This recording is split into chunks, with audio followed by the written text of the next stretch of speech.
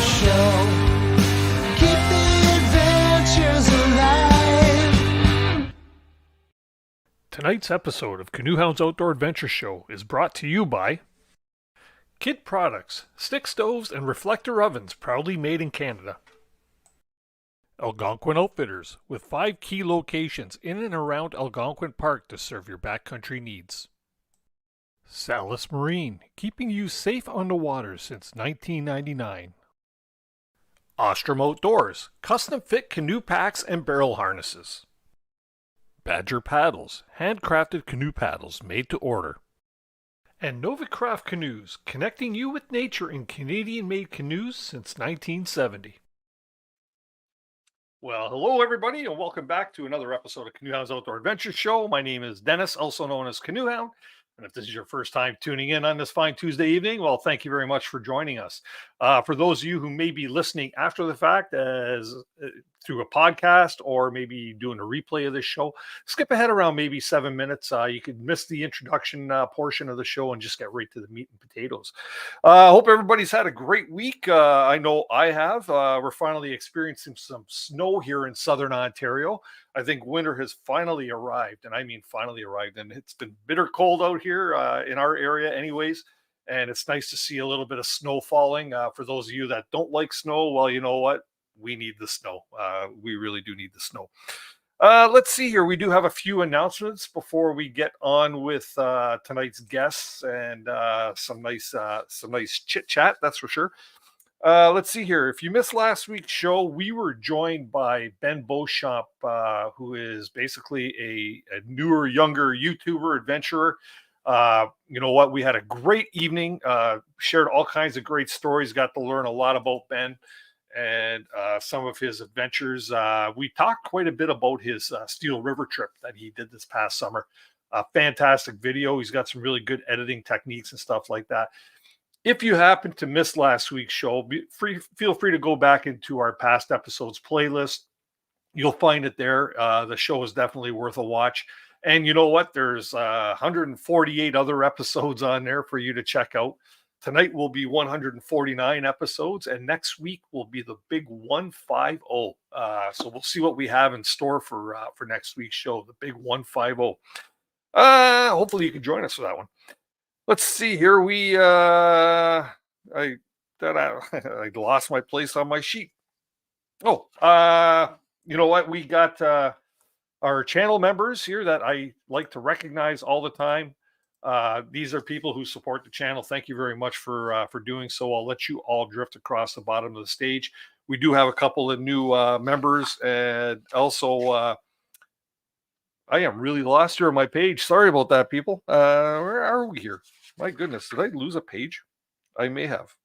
Anyways, we do have a channel member celebrating 12 months as a canoe hound adventurer here, and that would be As the Crows Fly. So congratulations on 1 year. Your membership decal, the 1 year burgundy or sort of bronzy colored one, will be in the mail to you, and you should see that very, very soon. I also like to thank my people who have bought me a coffee for tonight's show. We have Beauty of the Backcountry and, of course, Steve Bentley, who's a frequent coffee contributor. Thank you, Steve, and Beauty of the Backcountry. Let's take a dip, people. That's awesome. Good coffee. The last couple of weeks, I've been drinking tea just to take care of that big cold ailment that I had going, which is almost gone. I just have that lingering little cough thing that goes on for, as my doctor told me, probably about a month afterwards, and I'm not looking forward to that part. Anyways, birthday wishes. We do have one special birthday that's going to be happening tomorrow, and that would be the Portage Queen herself, Andrea Wilson. Yes, Hap Wilson's wife, partner is Andrea Wilson, and she is celebrating a birthday. I believe she's turning 29 again. So congratulations to you there, Andrea. Great to see you celebrating. Make Hap take you out for a really nice dinner, or at least a nice stroll through the snowy forest. That would be something probably right up your alley. So congratulations on that. If anybody is having a birthday or anything coming up, please do drop us an email and let us know what is your special event or special event of somebody that you know and love.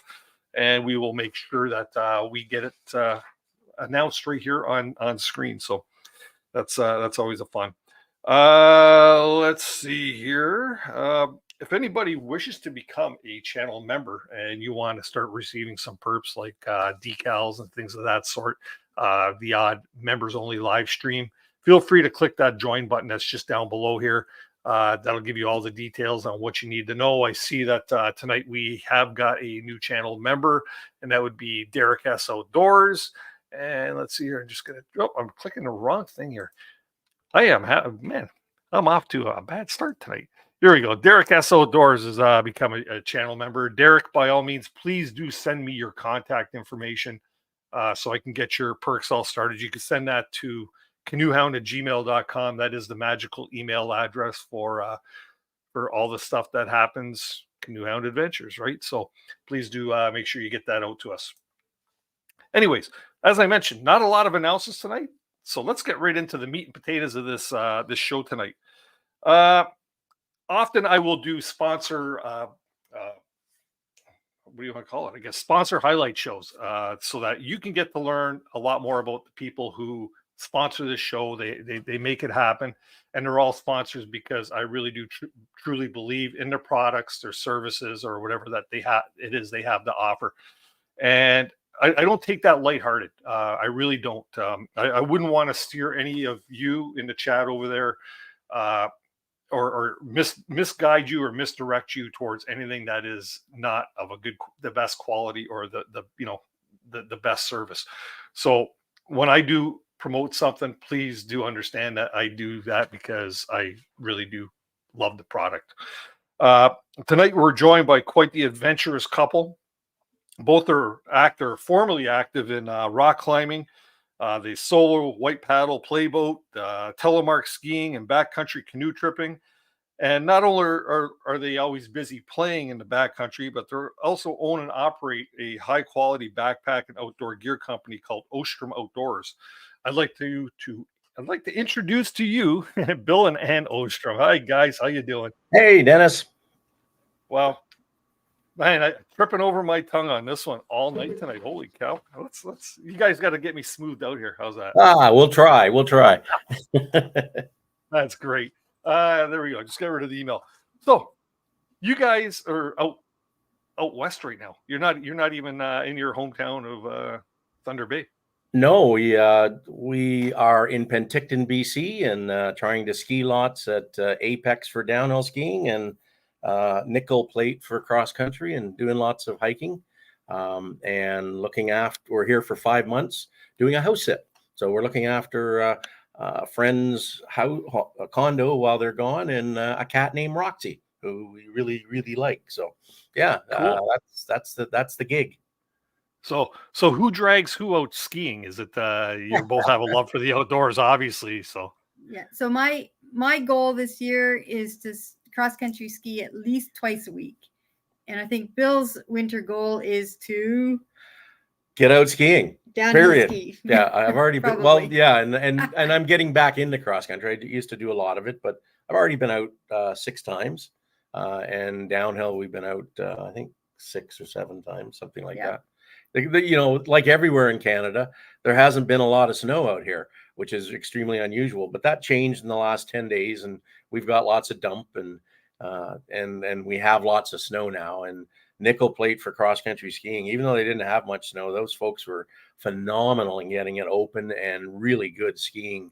I guess at the very beginning of November, probably earlier, but we weren't here then. So yeah, so we're really enjoying Penticton, really enjoying it. Lakes on each end of the town. So yeah, so out there you've had the cold weather, but there just hasn't been any snow to. Yeah, it hasn't been brutally cold until this past 7 days. Penticton, has been hovering around 0. But when you go up into the mountains, then it goes up to -10. But now the last week, it's been brutal. We had temperatures down to -30, and the higher you went, the colder it got. And even today skiing, I think it was around -10, which is cold enough when you're on a chairlift and skiing down at higher speed. So but we're used to that in Thunder Bay. That's Thunder Bay skiing right there. That Well, I was going to ask you that. Are there skiing opportunities in Thunder Bay? You have hills big enough for that?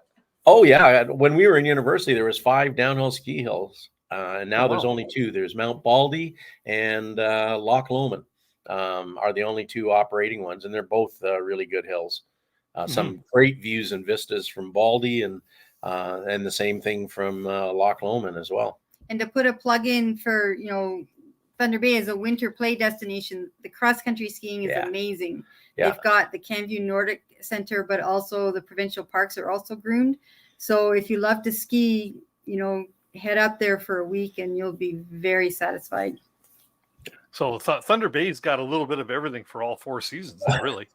Yeah, that's why we stayed. We lived there for a long time, and we go back for 5-6 months each year to run the business in its core part of the season. And in the off season when we're gone, we have a staff member, Karen, who takes care of any orders that come in and taking care of the business for us while we're playing and working out here. Yeah, it's nice. Yeah, the beauty of I guess we're called digital nomads, right? So Bill does all the customer service from anywhere, and then Karen's doing a great job packing up the packs, getting them out the door. That's great. That's great. I have to say, well, I want to get into learning a little bit more about the 2 of you, but I'm just so glad to say that I'm so happy that you're back at it, because I've said it a million times on my show, and this is even before you were sponsors of the show, that I've had a Ostrom. I keep saying Ostrom. I apologize. Ostrom Wabakimi that I've had for probably 25 plus years. I met you, Bill, at a show in Toronto, and before that I had a pack that I had purchased, and the thing fell apart on our first trip. And it was at that point that I realized, well, I'm going to have to buy something good. And when I met you, and I originally seen the price of your pack, and you know what the funny part is the packs were probably pretty much the same price back then as they are now. Well, you know what, they were actually more expensive. We're probably $200 less for the Wabakimi than what it was. Well, no, not $150 less for the Wabakimi now than it was 25, 30 years ago. Yeah. And that's the value great. Of Yeah. But the thing is I realized back then that when you buy gear and especially the gear you heavily rely on for backpacking or backcountry tripping or whatever it might be, you get what you pay for, and you're best to pay what you want. You know what I mean? For what you want. I've had that pack for that long, and a testament to your product, and touch wood, right? That thing has never popped a stitch. And my buddies call my pack Big Red, and it's always because it's the heaviest pack and it's the most full. It's because I have all the gear and I seem to have to carry it for whatever reason, right? But when you're lugging by a handle or by a strap, or grabbing it by the top pouch, that's only held on with two clips, and you would expect that, with the amount of weight that these things would be popping, but like over engineered and superbly put together, I must say. So yeah. Well, thanks very much. We love seeing our gear. I still get a kick out of walking down Penticton Street and seeing someone walking around with an Ostrom pack, or on a canoe trip, we run into a group of people and half of them have an Ostrom pack, and it's neat, we have a lot of camps that have had our gear for 20 years, the same packs, and they're using them. They're really using them. So, yeah, geez, I don't know if that's good business or not, Bill. Building something that people never have to buy again. Thank you. Gee. So let's get back to the beginnings here. Tell us about who are Bill and Ann Ostrom. What? Well, we met in university, Lakehead University. Both of us were in the Lakehead University Outdoor Recreation Program, and we graduated from there in 1982. And we met and started dating in our second year, I think. Hopefully I don't get in trouble here. And we've been together ever since, and we got married in 85, I think. 85. We've been married for 38 years or so. And we play together. My best friend is Ann, and everything, most of the things we do together. And we do set things that are separate too. Anne was in hiking for a month in the Camino, and I like doing some solo canoeing and such a little bit as well. And yeah, it's been fun. Yeah. Mhm. So we when we graduated from university, I got hired back at the university. I think in '82, and I worked there for 5 years in the outdoor rec program. And it was a neat time because we actually had new facilities that were somewhat designed for our use, not perfect, and they still exist today. And we had a lot better gear and a lot better places to store it. And my job was purchasing, repairing, and storing the gear and signing it out to students. And then I taught. I taught climbing. I taught telemark skiing, canoeing, and led trips. We did a lot of the program. Then was very much instructional based. So every Thursday or Friday, you're out in the field, and there was a lot of weekend trips, winter camping, bushcraft skills. There's a 2-week canoe trip in third year, and at the time when I worked there was a 3-week road trip out to Banff area to do a hiking trip and visit different national parks and such. So that's where I got. I always had a yen for. I'm a gear freak. I made my first pack when I was 14, and I've made snowshoes, and I made 8 pairs of snowshoes and strung them, and taught me how to string them because I was just not able to follow directions really well. But I made paddles and all that stuff. So I've always been making gear. And in outdoor rec, we didn't have a lot of money for buying new gear. But in my second year, I figured out that we were turning away lots of money that we weren't spending for consumables, things like fabric, sewing machines. And we started a sewing program in outdoor rec for students. And it still kind of goes to this day. And we were able to make some of our own gear. And that got me into thinking about starting Ostrom Outdoors, which we did. And I actually worked and started Ostrom Outdoors while I was working at LUOR. And it's interesting. And so I don't know if many of you on the call probably recall that sort of in that 84, 87, late 80s, that was the cusp of the canoe canvas packs were still very much a thing with the leather shoulder straps and whatnot. But it was just on the cusp of using the Cordura nylons and the foam shoulder straps. And so we were right on that cusp. And so when Bill, I think we made, I don't know, we did make some canvas canoe packs, but it wasn't long before Bill started diving right into the newer technologies and that we're seeing in the backpacking field as well. And so that's, right from the get-go, we were using nylon and foam and plastic buckles and things like that. Right on the cutting edge, eh? So yeah, and redesigning. I mean, the old canoe pack was it was a great canoe pack. But the new modern canoe packs, many of them, not all of them, are much more comfortable to wear and much more functional to use. And that's what we're all about. Is I love designing. I mean, sitting down and sewing 100 packs, not so much. But sewing that first 3 or 4 and getting the kinks out, and then going out and playing with it, testing it, and working with people in the field to test it for us. And getting feedback and having that social part of it where, I never thought of that. I once had this idea that I'd get 10 really top end canoeists in a room and design a canoe pack, and people like Kevin Callan and Cliff Jacobson and a whole bunch of people.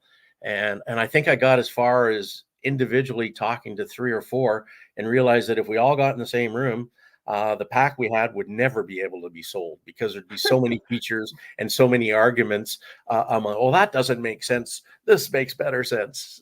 So we design according to making it fit people and function. So for that list of people that you mentioned, it would be nothing more than a Scotch carrier, right? It would just say you sleeve to carry a bottle of whiskey, and that would be it.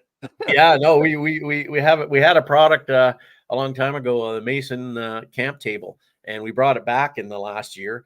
And going on a canoe trip with Kevin and Andy, I envisioned that we'd use it for other things, but it quickly became the bar. As you said, so there was,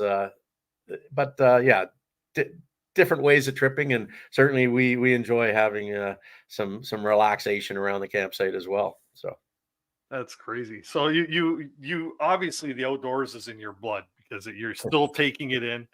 Um, let's go back to the early days of Ostrom Outdoors.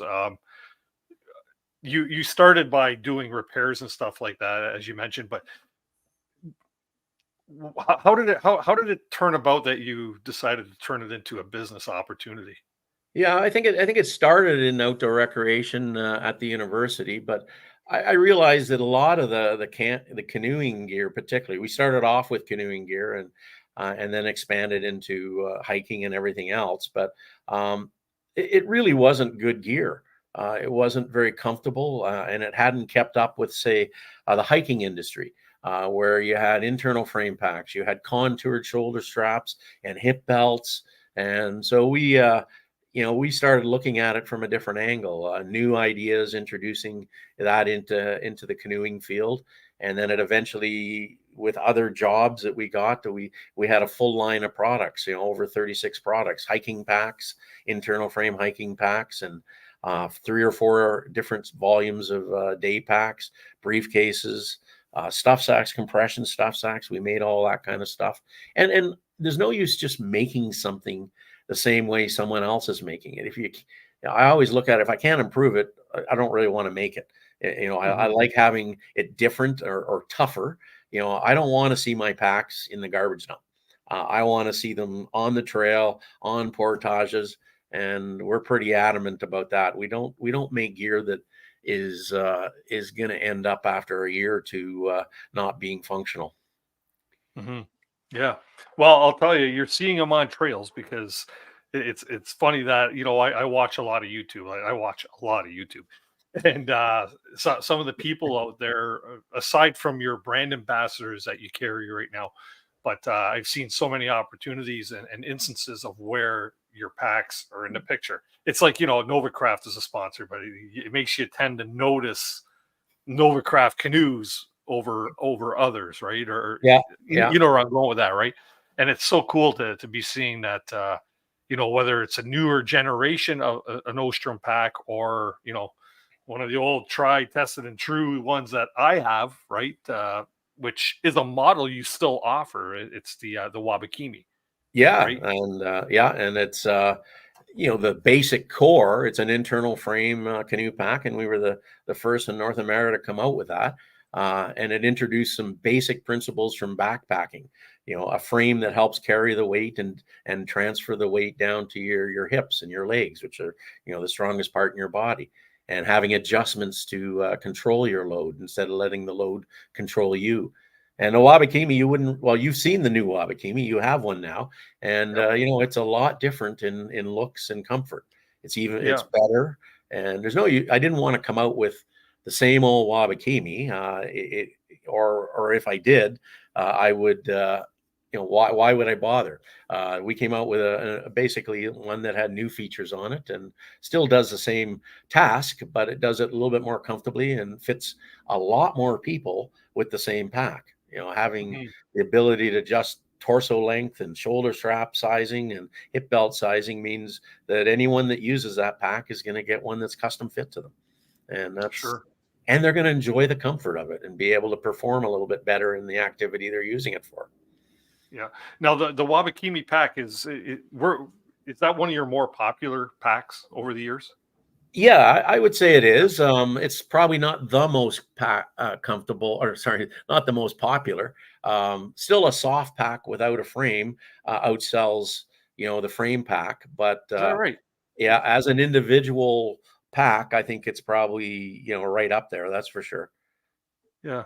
That's cool. That's cool. So right now you have the Wabakimi, the Winisk, and is Um, there others? Yeah, there's the Quetico, and then we Okay. have a barrel harness, the Voyager barrel harness. And Yeah. I think I mentioned to you, we have a smaller pack coming out. I'm not going to tell you a lot about it because we just got the shipment and we're going through it to make sure everything is the way we want it. But in the next 2-3 weeks, we'll be introducing a smaller pack that can be used in a lot of different activities other than canoeing as well. So Hmm. Yeah. Well, you have a couple new products, but we'll get to those in a little bit. Fair There, we'll get enough. to that to talk about some of those. I'm going to pop up a couple questions here because we've actually had a couple questions come through. Evan Lefebvre is asking, what are some of the key factors that sets Ostrom apart from other canoe pack manufacturers? Yeah, I think the attention to details, our stitch count, the number of times we sew our packs are 3 or 4 times. Most industry is 2 times, 3 times. We have on our canoe packs, we have an extra piece of fabric down the back of the pack, which is where the shoulder straps, hip belt, and everything is attached. Everything of importance is attached in your suspension system, and no one else does that. That extra layer of fabric gives you the strength 10 years down the road or 5 years down the road. Design, we're canoeists. We use the pack. So where do the handles go? And I've seen packs that have a lot more handles than ours, but the difference is that you can pick up our pack with a compression strap. We have six compression straps on the pack and 4 handles. You can't load the pack without a handle to grab it. And a lot of packs, if you pick up a pack by the compression strap, it's going to pull out of the seam. Well, ours guaranteed for life. So it's that extra toughness. It's designed by canoeists for canoeists. And it's the little details that make our packs last a lot longer. And then there's the custom fitting. You want to talk about that? Yeah, that there is something that you don't see very often. Yeah, please do talk about that, because I think that's a key selling feature to make sure somebody is getting a good quality pack that actually fits them. And I could tell you a little bit of a story about that, but I'll let Anne explain it first. Yeah, so it basically when you order a pack, you have the choice of 3 different size shoulder straps, 4 different size shoulder straps, 4 different size hip belts, and then 3 torso lengths for there are 2 larger packs. And what that means is that when you're carrying a pack and it just kind of feels like it's sagging heavy on your shoulders, and it's low on your hips, and it just feels heavy all around. The custom fit allows you to put the load on your hips and adjust it properly so that the load actually feels lighter. So yeah, being able to customize the size for you, for people, makes a big difference in how comfortable the pack is to carry. I think my pet peeve in pack industry is one size pack fits everybody. There's a lot of difference in every human out there. You take fingerprinting, for example, but look at your torso size, look at your shoulder size, your chest size, your hip size, your waist size. And having one pack fit everybody means it doesn't fit a lot of people, but it might fit some people well. So we've kind of changed that. We don't want to have one pack fits everybody. We want to take the time and have a pack that fits you comfortably so that you can be more comfortable and do things maybe at a higher, maybe do some longer portages to get into a neat untraveled area or less people. Go into Algonquin and one hard portage, you see a lot less people, or go into anywhere and get better fishing, that kind of thing. So it helps. Right. Having a properly fitted pack could make the difference on a portage of really, really hating the portage or making it tolerable.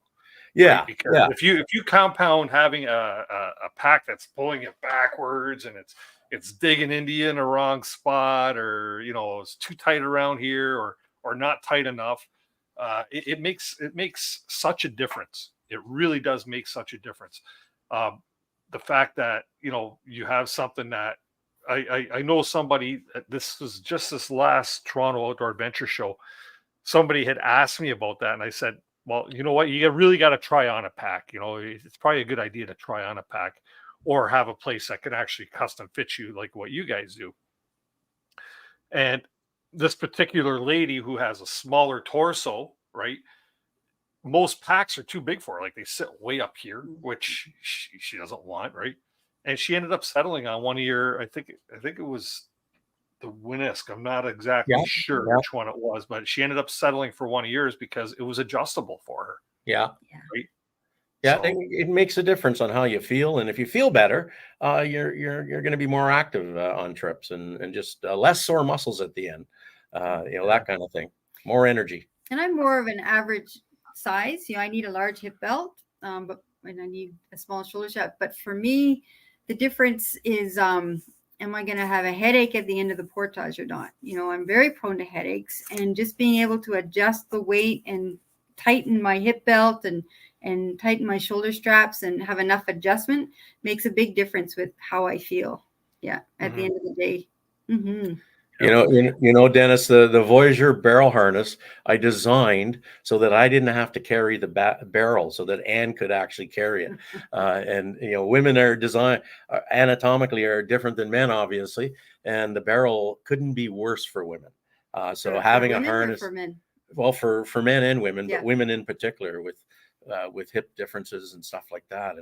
And when we designed it, you know, back 30 years ago, 35 years ago, it was like, try it now. Maybe it'll be more comfortable. Yeah. I won't have to carry it. You're a smart guy. Very smart guy. Yeah. Not really, but If I make it comfortable, maybe you'll want to carry it more often, right? Yeah. Same goes for a lighter canoe, right? yeah. If it's lighter, you want to carry it too. That's great. Let's see here. I can carry a heavy canoe even. She's a good portager that way. Yeah. Let's see. Riley outside saying, "What's your design process? How do you go from the first homemade design into getting them manufactured?"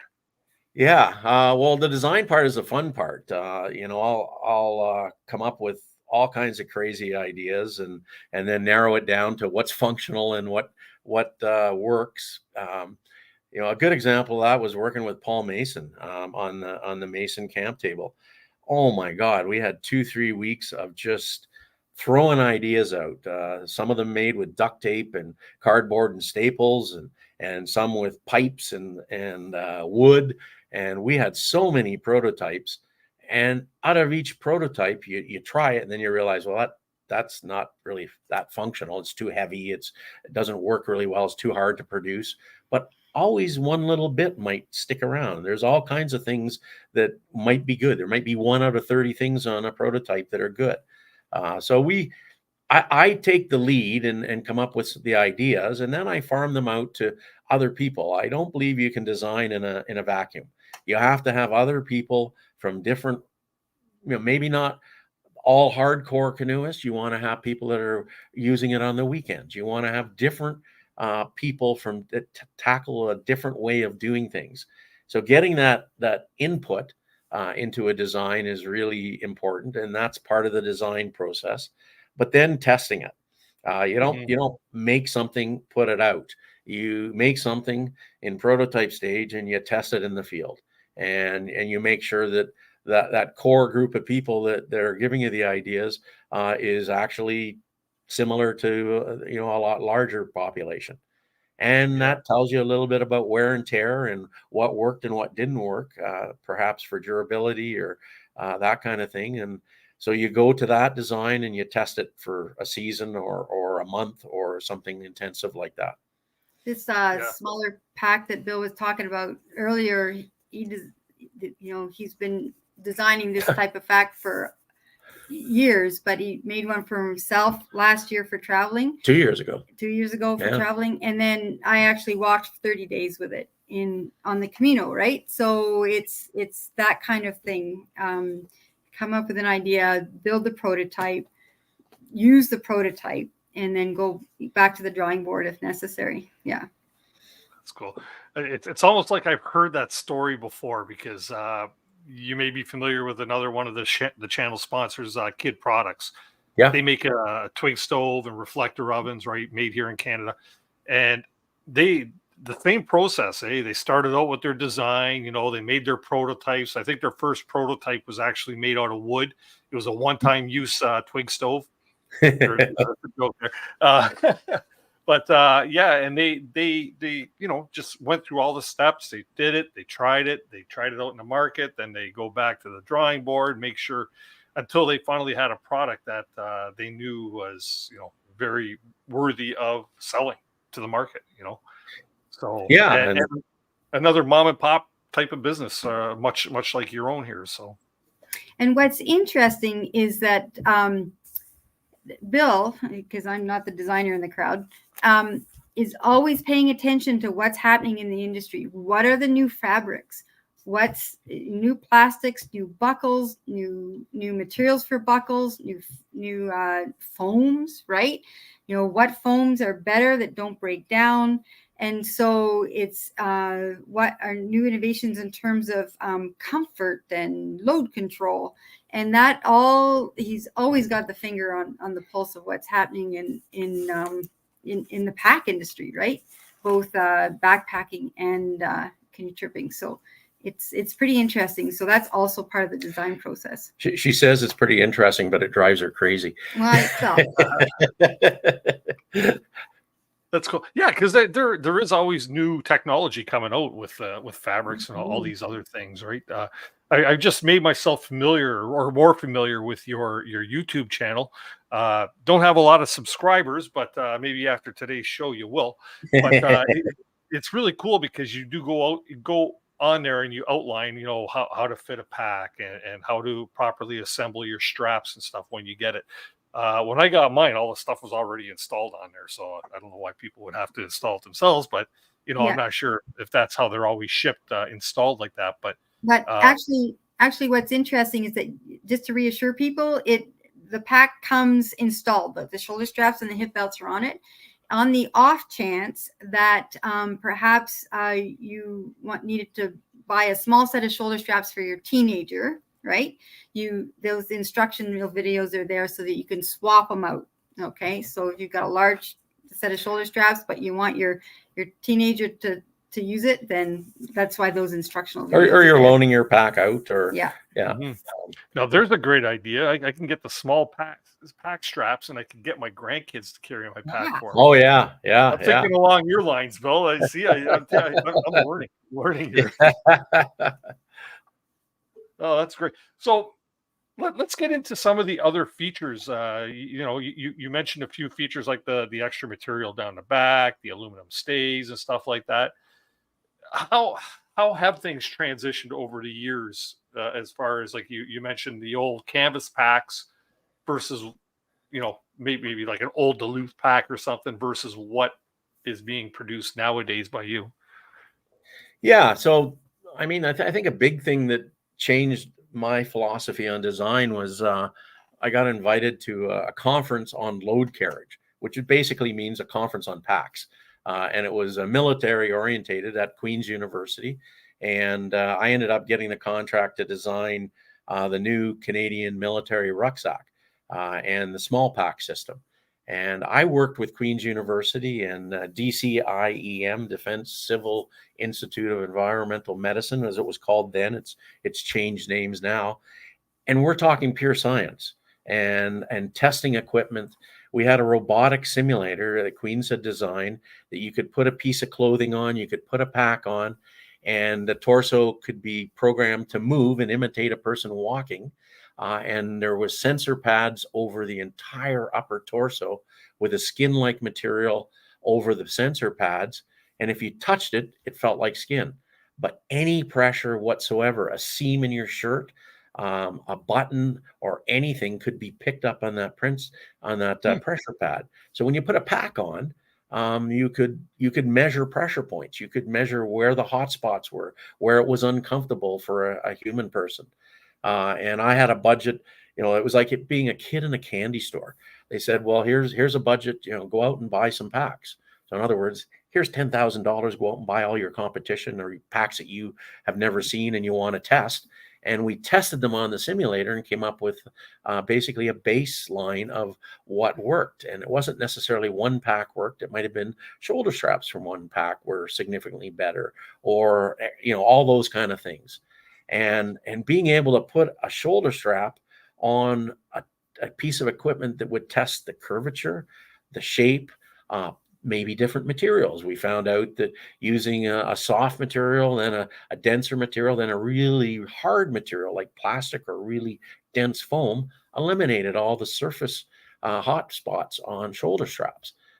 Where to sew? Is it better to sew the length of the pack or across the pack?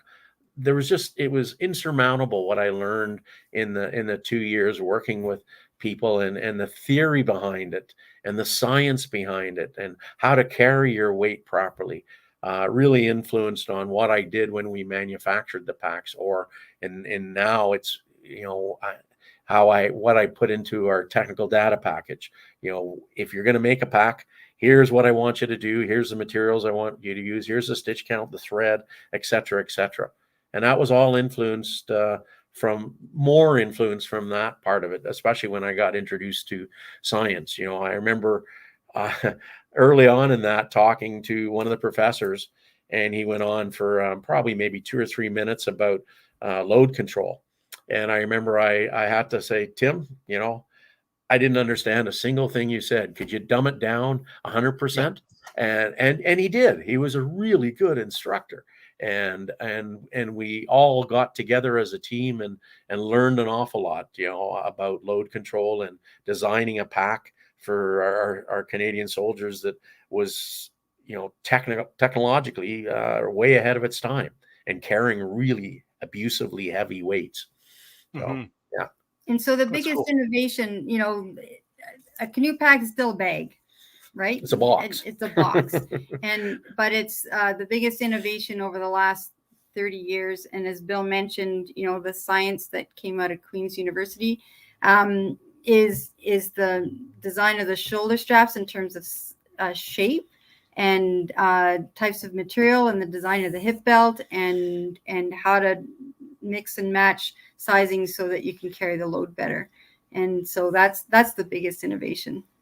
Yeah, we learned with soldiers, men and women, that one pack doesn't fit everybody, and if you have a small woman carrying the same weight as anyone else in the field, and that could be 80 to 100 pounds. I had a woman soldier who weighed 130 pounds, and her pack weighed 100 pounds, and she did a 25K walk with that, and that's pretty impressive.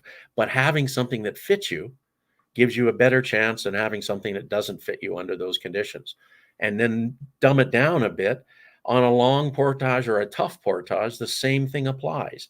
If you're more comfortable and your pack fits you, then you're going to be a happy camper by the end of it, or a lot happier than you were if you had to drag your pack over not fitting you properly. And even 100-meter portage is 100 meters, right? And if you're carrying, 40, 50 pounds, no matter what size you are, it makes a difference. Well, that's what I was saying earlier. Anybody that says they love portages, obviously they're a liar, right? But the thing is, just to make it a little more enjoyable. Pardon? I love portaging. It gets me out of the canoe. My legs will be cramping up in the canoe, or my shoulders will be tired from paddling, and I want to go for a walk. And then by the end of it, you're right, Dennis. I want to get back in the canoe and paddle. But we've been on trips where, wow, there's no portages, and we need something to break it up. And some of the most beautiful spots you're going to find are on portages. Yeah, the water, the creeks and the rivers. Yeah, oh, and the goodness. sounds. That's the best part of a portage, is the prize at the end, right? Yeah, yes, that's true. What's the portage going to open up to? What's the lake going to look like? That's what I enjoy about portages, in all honesty. That maybe picking some blueberries along the way, but do I like portages? I won't say I hate them, but I won't say I love them. But probably because I've been using an Ostrom pack for so many years, that's probably why I don't mind it, right? So, yeah. They're definitely a means to an end, and the more comfortable, the better. I do a spring trip every May long weekend in Quetico, and you don't hear the birds till you get out on the portage, right? And there's all the migratory birds are coming back, all the warblers are coming back, and it's just it's an amazing spot to be. Mm-hmm. Yeah, for sure. Let's see here. Where'd that question go? Here we go. Beauty of the backcountry. Jay is asking, what product or innovation are you most proud of? Oh boy. Well, I guess introducing internal frames to the canoeing part of it is a big one. But I think that having a pack that fits you, I can't stress enough. So having all the abilities in different size shoulder straps, hip belts, and torso size, that's an innovation that was never on a canoe pack. And now we've taken it to a new level that it's adjustable on one pack on some of our packs. And Yeah, I think those would be two. For the military, I introduced field replaceable buckles. So a side release buckle with a groove in it that you didn't need a sewing machine to fix it out in the trail. You could just put it on the strap and fix it in field, and that's kind of neat too. But the other thing, and that's a great question, is the last redesign of the barrel harness introduced the upper attachment of the load lifter strap, the strap that goes from the top of your shoulder to the top of a pack, or in this case the barrel. It's now 2 inches higher. 3 inches. 3 inches higher. And boy, does it ever pull the top of the barrel in, which makes a big difference because barrels tend to pull you back. Yeah. And she's even happier carrying the barrel. So that was I a do good like one, the barrel. Yes. That was another Bill Happy Wife, Happy Life initiative right there, right? No, I never said that, but yeah. You didn't have to, man. I read between the lines. Oh, that's cool. One innovation that I don't even know if it's an innovation or not, but one modification that you made from the old Wabakimi versus the new Wabakimi is you got like color yellow straps now, which are your adjustment straps on the field. When I bought mine way back, I always had the hardest time of trying to figure, like, you're reaching around and there's a strap there, but is it the right one and stuff? So I ended up color coding my own with just like white painter's tape, or like a paint stick. And if I seen a little bit of white, that's what I grabbed to pull my shoulder straps. Yeah.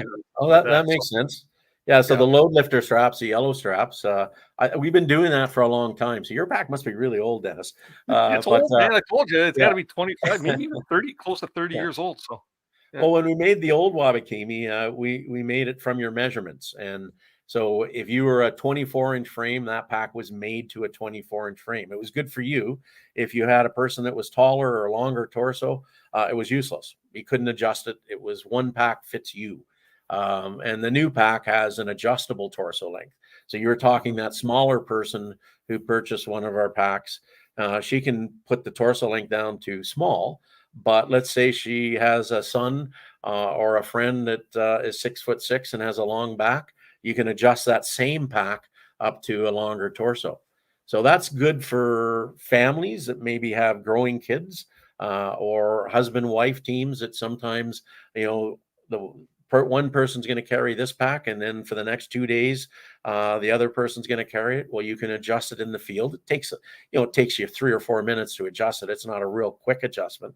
But if you know you're going to be carrying that pack for a couple of days, then that can make a big difference. That's one of the things that's different. If you look at the back padding on your old pack compared to your new pack, there's a lot more comfy and dense foam on the back panel. There's about 1.25 inches of soft, cushy, and dense foam combined that when you pull the pack and put it right up against you, really makes it feel cushy. You had in your old one, you had a 3/8 inch piece of foam down the back, and it worked then, and that was what we did then. But now it's a lot more comfortable carrying the heavy weight. So. Mm-hmm. Bill, how am I supposed to retire Big Red? Well, you don't have to really. retire, how am I supposed to? You can just give it to your friends to use on the trail while you use the new one. Yeah. It's still red, so you can call it. I don't know. Yeah, Big maybe Red I'll Junior, right? Name too. Yeah. Okay. I'll ask everybody in the chat. What should I call my new Ostrom pack there? It's the same pack or the same model as my old one, which is called Big Red. What should I call the new one? Let's get a few unique ideas out there. Yeah. I can't. I'm sorry. I can't lay it to rest. I'm gonna have to utilize it some way. I have to start packing 2 packs now, right? So or go on longer trips where you need another pack. So there you go. Yeah. Get away from it for 3 weeks instead of 2. Now, my new barrel harness too, I'm really looking forward to trying that, because my old barrel harness was, and I could say it now because they're no longer in business in Canada, is a Eureka barrel harness. Mm-hmm. And there again, you pay pretty good money for it, and it's a great brand name, and you think that the thing's going to last. My first trip with it, I popped a few stitches there's like they have a first and a secondary stitching. Their first popped out. And I was told, like, you can return it and they'll repair it and stuff like that. But I'm still thinking to myself, and I never did because it's inconvenient for me to go out of my way to get it fixed. So I just kind of lived with it, right? But with your pack, I've never had to worry about that. So that's Well, yeah, it can happen. Everybody makes mistakes. When we were making them in Thunder Bay, we had a stringent quality control, but maybe everything can happen. Stitches can blow on a pack. It's just the frequency. If it's doing it on all the packs, then something's wrong. If it's few and far between, which we like, then that's a lot better. yeah. Don't like And I having equipment fail in the field. right, and I could say honestly too, and I could say this about this brand too, because I don't think that they exist anymore. That the original pack I had before I purchased yours was a pack called a whitewater pack. I'm not sure if that was the company's name or if that was the particular name of the pack, but three of us bought them. And after our first trip, I think it was a Mizunami trip. After the first trip, all three went back to the store. Handle ripped off, pop this, pop that, right? And like I say, it's a true testament. You get what you pay for, type of thing, right? So, yeah. Most of the time, anyway. Let's see. Another question from the chat there. Tim over at Super Good Camping's asking, do your packs come in different materials, canvas, nylon, etc.? Yeah, no, we don't use canvas. The really good canvas packs, and there's some still made in the States. There's a couple companies making really high quality canvas packs, but that canvas fabric is actually illegal in Canada because of the contents it takes to waterproof and impregnate the material with all kinds of stuff. And when Woods or companies like that were making really high quality packs, the canvas they used back then had some things in it that you can't use today for the environment. So canvas has not stuck around for a lot of reasons, and that was one of the primary ones. So nylon fabrics come in all different weights and all different types and different coatings on them and different strengths. And we've used Cordura nylon, 1,000 denier nylon, ballistics cloth, and on our canoe pack, any canoe pack, we probably have 6 or 7 different fabrics, on the pack. And our new one coming out is a lighter weight fabric and a smaller volume pack, and it's again suiting a little bit different type of use than a huge canoe pack that's carrying some pretty tough weight. So yeah, we do use a lot of different fabrics in a pack, but they're almost all nylon based or mesh based and that kind of thing, opposed to the canvas. And you don't see a lot of manufacturers using canvas, but there are some really good ones in the States across the border. Different rules and regulations for use of fabrics over there too. Sure. Are you impressed by the new types of fabrics that they're coming out with? Oh yeah, no, blown away. There seems to be, it hasn't made a huge difference in the canoeing field. And I'm going to start a controversy here with this comment, but the lightweight canoe pack, our packs are some of the heaviest in the industry. And part of that is choice of materials, but a lot of it is the reinforcement and the modularity and the adjustments that you have for fit. But a difference between a lightweight canoe pack and a heavyweight canoe pack might be 2 pounds. But I feel that 2 pounds in the comfort and fit part of it is worth it. But a long time ago, dating myself, the MEC and REI and some of the big companies came out with incredibly lightweight hiking packs, and they advertised them. And this kind of kills me. It was sign of the times. Advertised it as a disposable pack. So, take it out on 10 trips and then get rid of it. But it's incredibly lightweight. And a lot of lightweight fabrics don't have the durability. Now, some of the new lightweight fabrics have phenomenal durability, but they also have phenomenal prices. You look at some of the packs that are lightweight and a half the weight of our packs, and they're $700-800. So yeah, if you have that kind of money and you want to pay for it, but lightweight shouldn't mean uncomfortable. Lightweight fabric with a lightweight suspension system, if it's one size fits all, again, we get back to all that stuff. But fabrics, I would say I could I could spend a whole show on fabrics. Right. I love testing fabrics and finding different fabrics to, you know, to make things better, because that's part of design. It's part of the design process. And lightweight and expensive should not mean disposable either. No, I'm sorry. and again, this was Yeah. 20 years ago, you know, Yeah. and that whole craze of there was 7 or 8 companies that produced lightweight packs, and none of them are around. Not one of them. Now, Yeah. there are companies that are doing it and doing it well, but again, the price, generally speaking, you're paying for that lack of weight in dollars. Right. That's interesting. Very interesting. Well, you know what? We're just a few minutes before our 8 o'clock break, but let's take it now, because when we get back, I'd like to talk a little more about the history of Ostrom Outdoors and your retirement and your return.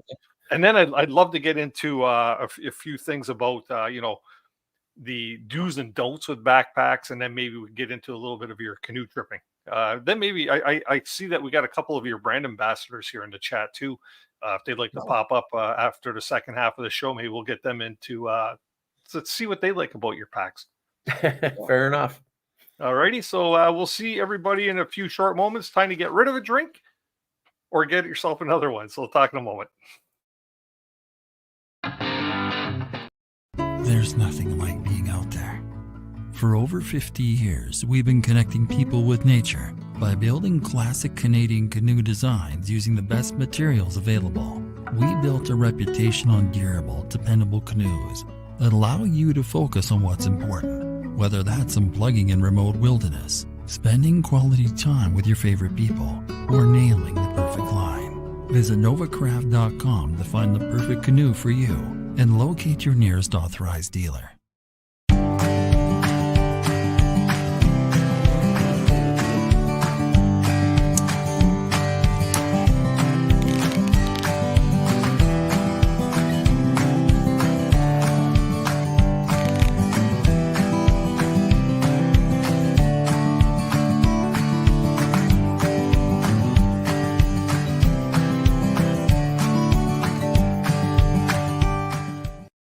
Tonight's episode of CanoeHound's Outdoor Adventure Show is brought to you by Kid Products, stick stoves and reflector ovens proudly made in Canada.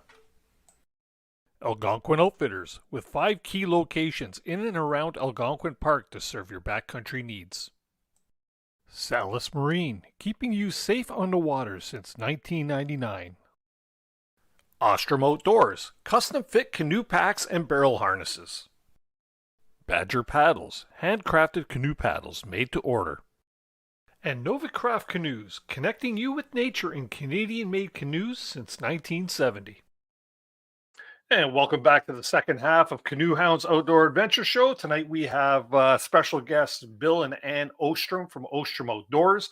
Hopefully everybody's having a good time, getting to learn a little bit more about Ostrom Outdoors and their backpacks. I'm just waiting for Bill to return. I could see he's just off screen there for a quick moment.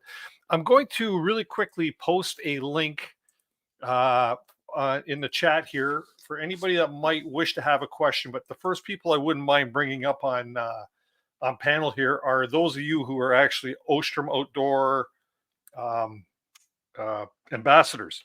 And I know there's a few of you out there, Cone and I believe Kevin and anybody else that may be ambassadors. So feel free to click that link, get yourself set up, and pop on screen here for a few short moments. Anyways, let's bring Bill and Ann back up here on stage. And let's carry on. Oh, I thought you guys flip-flop for a second there, but you didn't. Alrighty, so I was mentioning before, I'd like to get to learn a little bit more about you retired and now you're back again. And Yeah, well, we're happy that you're back. So let's talk a little bit about that if you don't mind. yeah, no, and just to be clear, we never retired and we never shut the business down. We shut the manufacturing part of the business down in Thunder Bay area. So that was, I think, in 2013, and that was really tough. I mean, we'd been in business since 1987, and we had to let people go that had worked for us for 10, 15 years, and we had to do it because we could no longer make the product in Canada. And at that time, we had no contacts anywhere else, and we saw some of the quality of the work being done offshore in Asia, Vietnam, those kind of areas, and it just wasn't a quality level that I was comfortable with. So we shut it down, and then Ostrom Outdoors existed still in design and prototyping. So I would do small jobs for different people, but I would also help people with an idea on how to get to market. So if you had an idea that you thought, oh, really want to pursue this, I'd make prototypes until we got the prototype good enough that we could take it to a larger manufacturer and introduce it into the marketplace. And I still do that a lot. It's kind of the fun of a real fun part is working with a person who has an idea on a new pack for cycling, or a person in a wheelchair, or any kind of different product. I've done a whole bunch of them. And it's neat working with a person closely. Some people have a lot of skills in it, and some people have none. So each one is different, and the design part of it is neat. We do what we call rapid prototyping. You try to, get the product done in 4 or 5 prototypes and get it tested in between and get feedback in between. And then when it's ready to go to marketplace, it's shopping it to find manufacturers throughout the world that will take it. And some of that depends on the numbers that a client can afford to bring to market. Is it 300? Is it 10,000? Different levels of manufacturing. So we still do that, but I guess almost 3 years ago now, we were kind of tired of seeing a lot of, especially in the canoeing end of things, we were seeing a lot of stuff that hadn't changed. It hadn't changed in 8-10 years, and it had, in fact, in many cases, had gotten worse quality wise.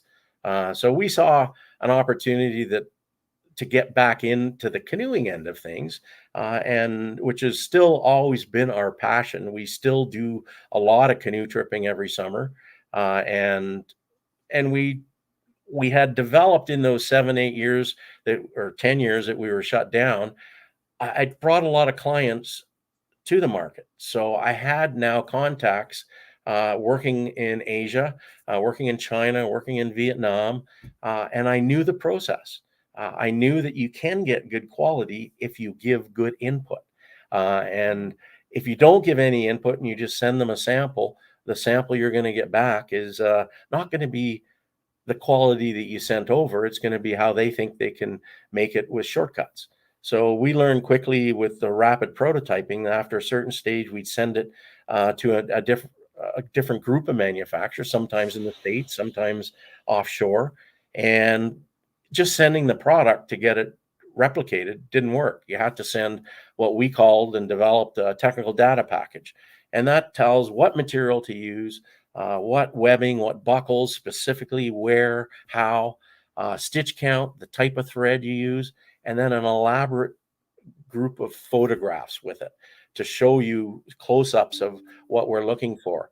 And when we started doing that, we started realizing different manufacturers in different ends of the world that if they were given the input onto what you wanted, they could do it probably better than we could. The different machines and processes that a lot of these larger companies have that we never had as a small business in Northern Ontario, we can get better quality. It's just a case of watching that quality really closely and having guidance throughout that whole process, that you don't end up getting something that is just not representative of what you want.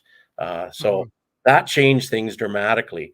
So when we started looking at it, it was like, well, why don't we do this, with someone manufacturing our gear to our rigid standards, to our specifications? And that's what we're doing. We no longer make the packs in Thunder Bay, although some of the gear that we're bringing out, I do still make. I make all my tump lines. I do custom modifications sometimes for packs for specific people. But the bulk of the 4 products that we have on our website are made for us under our standards. So. And it's that- all about quality control and making them accountable for the product that's being produced, right? Yeah. Yeah, no, you hit it. And quality control, for have quality control, you have to know what's in the pack. It's not, Mhm. it's not all these people that I help get to market. Once we set them up with the technical data package and everything, they can do that themselves now. That's great. But if you don't have knowledge of the fabrics, the buckles, the stitching, the thread, and how it gets sewn, how many times does it get sewn, and what areas need to be reinforced more heavily, then it doesn't really matter. You're still not going to get the product, the same quality product. Because I looked like really closely at the new packs that I've received, and they are like, the quality of them seems like I don't have a trained eye for it, but everything looks just like the old one there, with the box stitching and stuff like that. The strap quality seems the same, and yeah, to me, I'm looking forward. I'm looking so forward to trying out the new stuff this year. I look like a rookie canoeer out there. You know that, right? I'm gonna look like a rookie paddler. Look at this guy with the shiny, clean, new stuff and everything. Yeah, and you're gonna have to come up with a name. So yeah, the quality, is we've actually been able to increase the quality, but I think you can never replicate when we were a small business and we had 5 to 10 people and we had a team of people working. You lose that. You lose that part of the quality control when you go to a larger manufacturer. Our sewers and people cared about the product. It was, and that you don't get that in the manufacturing process. So you have to replace it with something. The quality control process has to be more intensive in a different way. Interesting, very interesting. So now that you're we'll say you've returned, okay? Yeah. And you don't have as many products as you had in the past. Is there plans of bringing back many of the same products? Like you had bag liners and things along that line. Yeah. Yeah, we're bringing out 6 new products this year. It'll be in small batches and I'll be making them all. And we have a new day pack that we just got our order from offshore. And we'll be introducing that hopefully in the next 2-3 weeks. But no, not getting out too far from canoeing. We are somewhere down the road in the future needing to retire totally. So we want to demonstrate that the product and the brand are still viable and important in the industry, and have enough innovation and creativity and quality that if someone else wants to take it to a new level and introduce all kinds of product, then that's in the future of the brand. Yeah. That's great. That's great. Now, in the day when the time comes that you truly do decide to retire, do you have children that you can pass the business on to, or is there anything like that? No, we've never had children. We tend to use our friends' children as that uncle that comes and you hate having the rambunctiousness of the kids increase and all that. That was us, and particularly me. And Anne can't take all the blame for that. No, so we'll be looking down the road for a person or a company or something like that. But I think retirement for me will never include not doing some kind of design work, whether it be with other people or anything. I enjoy it too much, and we're not well enough off that we probably won't have to pull in a little bit of money to maintain our nomadic lifestyle that we're doing. So yeah. Interesting. Let's talk a little bit about. I see Kim Switzer's in the basement, but I don't see her video camera on. So I don't know if you're still available there, Kim, or not. Yes, she is. Let's bring Kim up here for a quick second. Kim, how you doing? I'm in Hi, Kim. the igloo. You're in an igloo. Are you in your igloo? Oh, cool. Very cool. I'm in a partially built igloo. I'm still missing the ceiling. Yeah. So I'm still building. So you're in the same type of building that the Buffalo Bills played in yesterday. Right. So, yeah, this one did not go as planned. That's okay. So what have you got for Bill and Ann? Nothing. I mean, so far so good. And we just had our winter camping trip, and we used one of our packs, and it was awesome. Honestly, we had this long train with the snowmobile and a couple of the sleighs behind. We strapped that thing on the back. We could hold a ton of weight because, well, winter camping is not light packing. And I mean, it's tough, it's durable, and we got to pack so much crap in it. It was great. So, I mean, And you didn't so have to far so carry it. good. Well, this is it. I didn't have to carry it this time, but I mean, hey, we still pack a lot of things, when we go camping. I got kids, so they want to bring everything. Brad needs his pillow when he comes. That takes up a lot of space. I'm thankful. Sorry, Brad. I'm thankful for all of the space that's in them. They do hold a lot of gear, and I find them pretty darn tough. I'm pretty rough on my gear. I'm not a lightweight packer. I try to do the best I can, but I mean, there's still a lot of gear. I can't carry a lot. I have a sore back, like on my lower back, and this has been something that I struggle with. I've carried some pretty junky packs. They've been pretty hurtful. So far so good with these ones. The belt strap is nice and padded for me. The shoulder straps are awesome. I love that there's so many little adjustments that I can make so far on them. And I can't wait to just keep using them more and more just to see what I like and how it fits me best. So, Wow. How did weren't you come scripted. about getting a Ostrom pack? sorry, what was that? How did you come across, or what was your first experience with an Ostrom pack? Well, I was approached to say, hey, do you want to give this a try? I was actually quite shocked, but I mean, I'm out here doing my thing, whether it be spring, summer, winter, fall, it doesn't matter what season.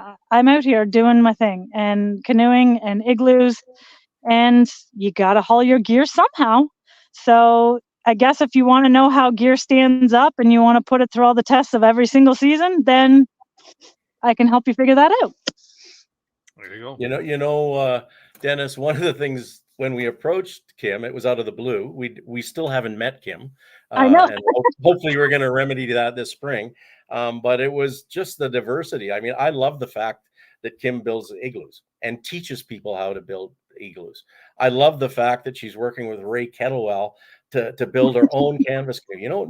Ray doesn't take on many people to do that anymore, if anybody. He's retired. And I've known a little bit about Ray for a long time. We were in trade shows together. And so just that diversity, not all our ambassadors are really hardcore tripping. We want people that use them in different features and stuff. And on the back of a snowmobile going winter camping in an igloo, that's pretty cool. That's cool. How long have you been working on that igloo, Kim? Don't ask. A little too long today, but this is igloo 1 of the season, and I won't throw Brad under the bus too much here. But with a wrong pole set up right off the hop, probably shouldn't have continued on after row 1, but we thought we'd continue on. So this is a really big igloo. So yeah, specs to go off of it. This one here, we are literally just winging it to try to see what we can create here. So wish us luck because we need it. And as you can see, I don't know if you can see that. There we go. There's still a big hole in the roof that I have to finish, but that's my igloo icebox tool there. And maybe another row or 2. I definitely will be done before midnight. Yeah, I like this. Untamed Ontario is calling it a bigloo. Not an igloo, a bigloo. Awesome. Well, Kim, great to see you. And stay warm and stay safe in that thing. Don't let it fall in on you. No, we should be good. We're this one here is built on the property because for one, it was igloo number 1 of the season. Got to make sure I know what I'm doing. Apparently, I don't this time. And Memphis, my son, definitely wants to have an igloo that he can camp out with his friends in. So this is nice and close to home. And the next one will be way, way out in the bush, though, because that's where I like to be. There you go. There you go. So I had a Brad for me too. I know he's in the background there somewhere. So He's up there. I don't know if we can get him in there. There you go. there's I see. Yeah. Thanks for popping up, Kim. We'll talk to you soon. Thanks, Kim. See you guys. Bye. Cool. Yeah, it's awesome to get feedback from people. It's being able to people get out there and they test your product and to get feedback. Do you get a lot of feedback on your product? Yeah, we do. And some ambassadors aren't in it for that. They're in it for just, the getting out there and doing the activity. But yeah, we have 3 or 4, probably a third of our ambassadors that give us regular feedback, and some of them that I count on more than others. But we always try to touch base at the end of a season, and some of them we've done that with, and some we haven't yet, and just see, how's it holding up? Because some of these folks are putting a lot of Ks and a lot of miles on the packs, and some are using it as Kim in a lot of different situations. You don't just design a pack for the activity. So you don't just design a canoe pack for canoeing. There's planes, trains, automobiles. There's all kinds of different things, that snowmobiles in the case, and winter camping. So it's neat. We need the feedback.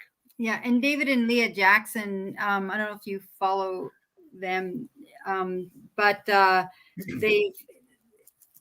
they took they've had our packs for 3 seasons now, and they've got 5,000 kilometers on their packs. Oh, right. And Yeah. so we had a chance. Yeah. So Bill gave them a good once over just before we left in November, and we're able to see the stitching is still intact. The packs were still going. They've got more seasons in them for sure. Yeah, they've got over 200 days tripping on them, and they're looking at, they're no longer bright red.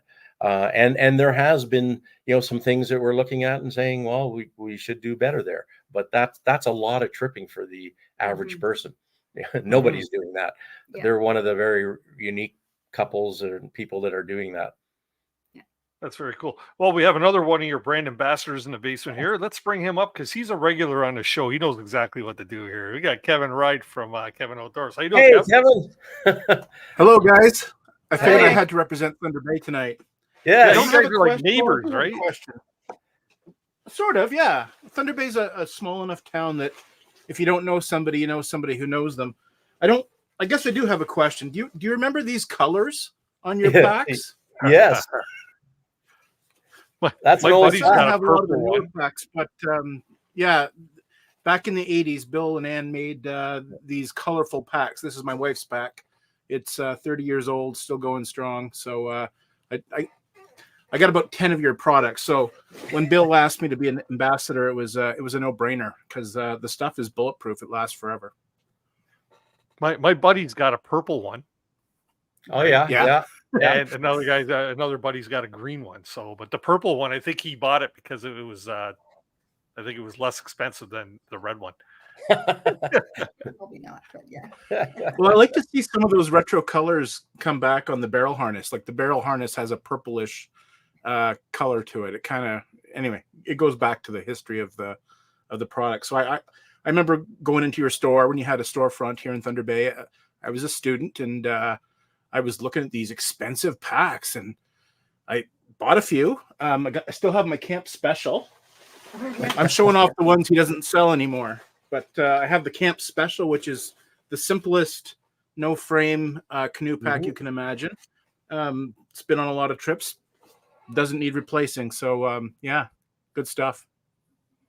So you've been using Ostrom Outdoors for a number of years. It's not like you just got your first pack, obviously. Yeah, I would say I was going to say 20, but my daughter's 20, and I've had the packs way earlier than that. So these packs are pushing 30 years. I have to be honest with myself. Wow. And you've been You know testing, you've been using the newer ones for the last couple of summers too, right? The last summer.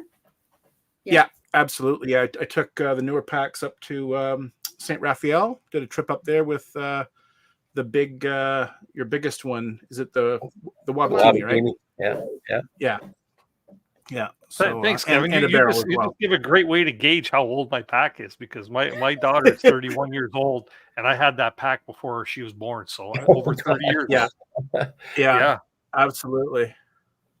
You know, Wow. sometimes with ambassadors, it's a lot of learning from them. And Kevin, we've been doing dehydrating of food for 35, 40 years, and Kevin's written a book on it, and boy, did we learn a lot. You know, we had 5 or 6 core recipes that we would take on trips, and now we're looking at, there's about another 30 that really intrigue us. So thanks for sharing that with us, Kevin. Yeah, Yeah, right on. Cool. It's been good getting to know you guys again and visiting your store and learning all about like what you've talked about tonight. I've been getting a deep dive in the history of gear in canoe tripping and whatnot, and it's been a real pleasure to do that. Well, likewise. Yeah, we'll see you in Thunder Bay in May. We will. Yeah. Cheers. So, Kevin, what keeps you going back to Ostrom Outdoors then? What is it about their packs? Well, I Besides the stopped. Like literally, I stopped going back because I had enough packs. And Bill Okay. called me up and said, "Hey, do you want to be an ambassador?" And I thought about it for a split second and didn't.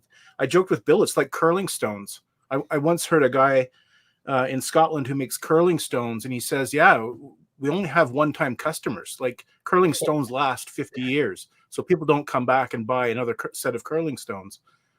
So the packs are kind of like that. It's good and bad because people don't need a new one.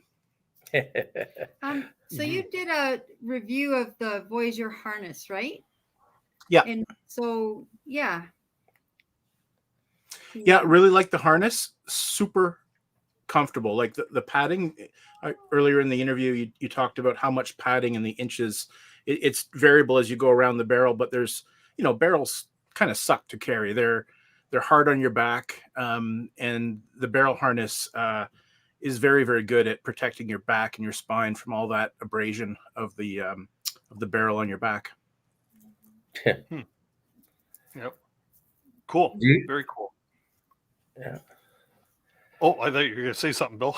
Well, I was going to ask him if it's cold in Thunder Bay, but I think I know the answer to that. So it's finally gotten cold. We've had a super warm year, minus 20 the other day. So not super cold, but cold.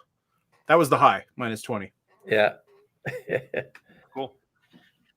Well, try and stay warm. I know it's gotten colder down here in our neck of the woods. It's been pretty chilly. We've been in the minuses, like the low minuses, minus 17, minus 16. Yeah. Over the last couple of days here. So it's about time. Yeah. Good to see you, Dennis. Good to see you, Bill, man. You too, Kevin. Thanks for popping in. I appreciate it, man. We'll talk soon. Right on. Cheers.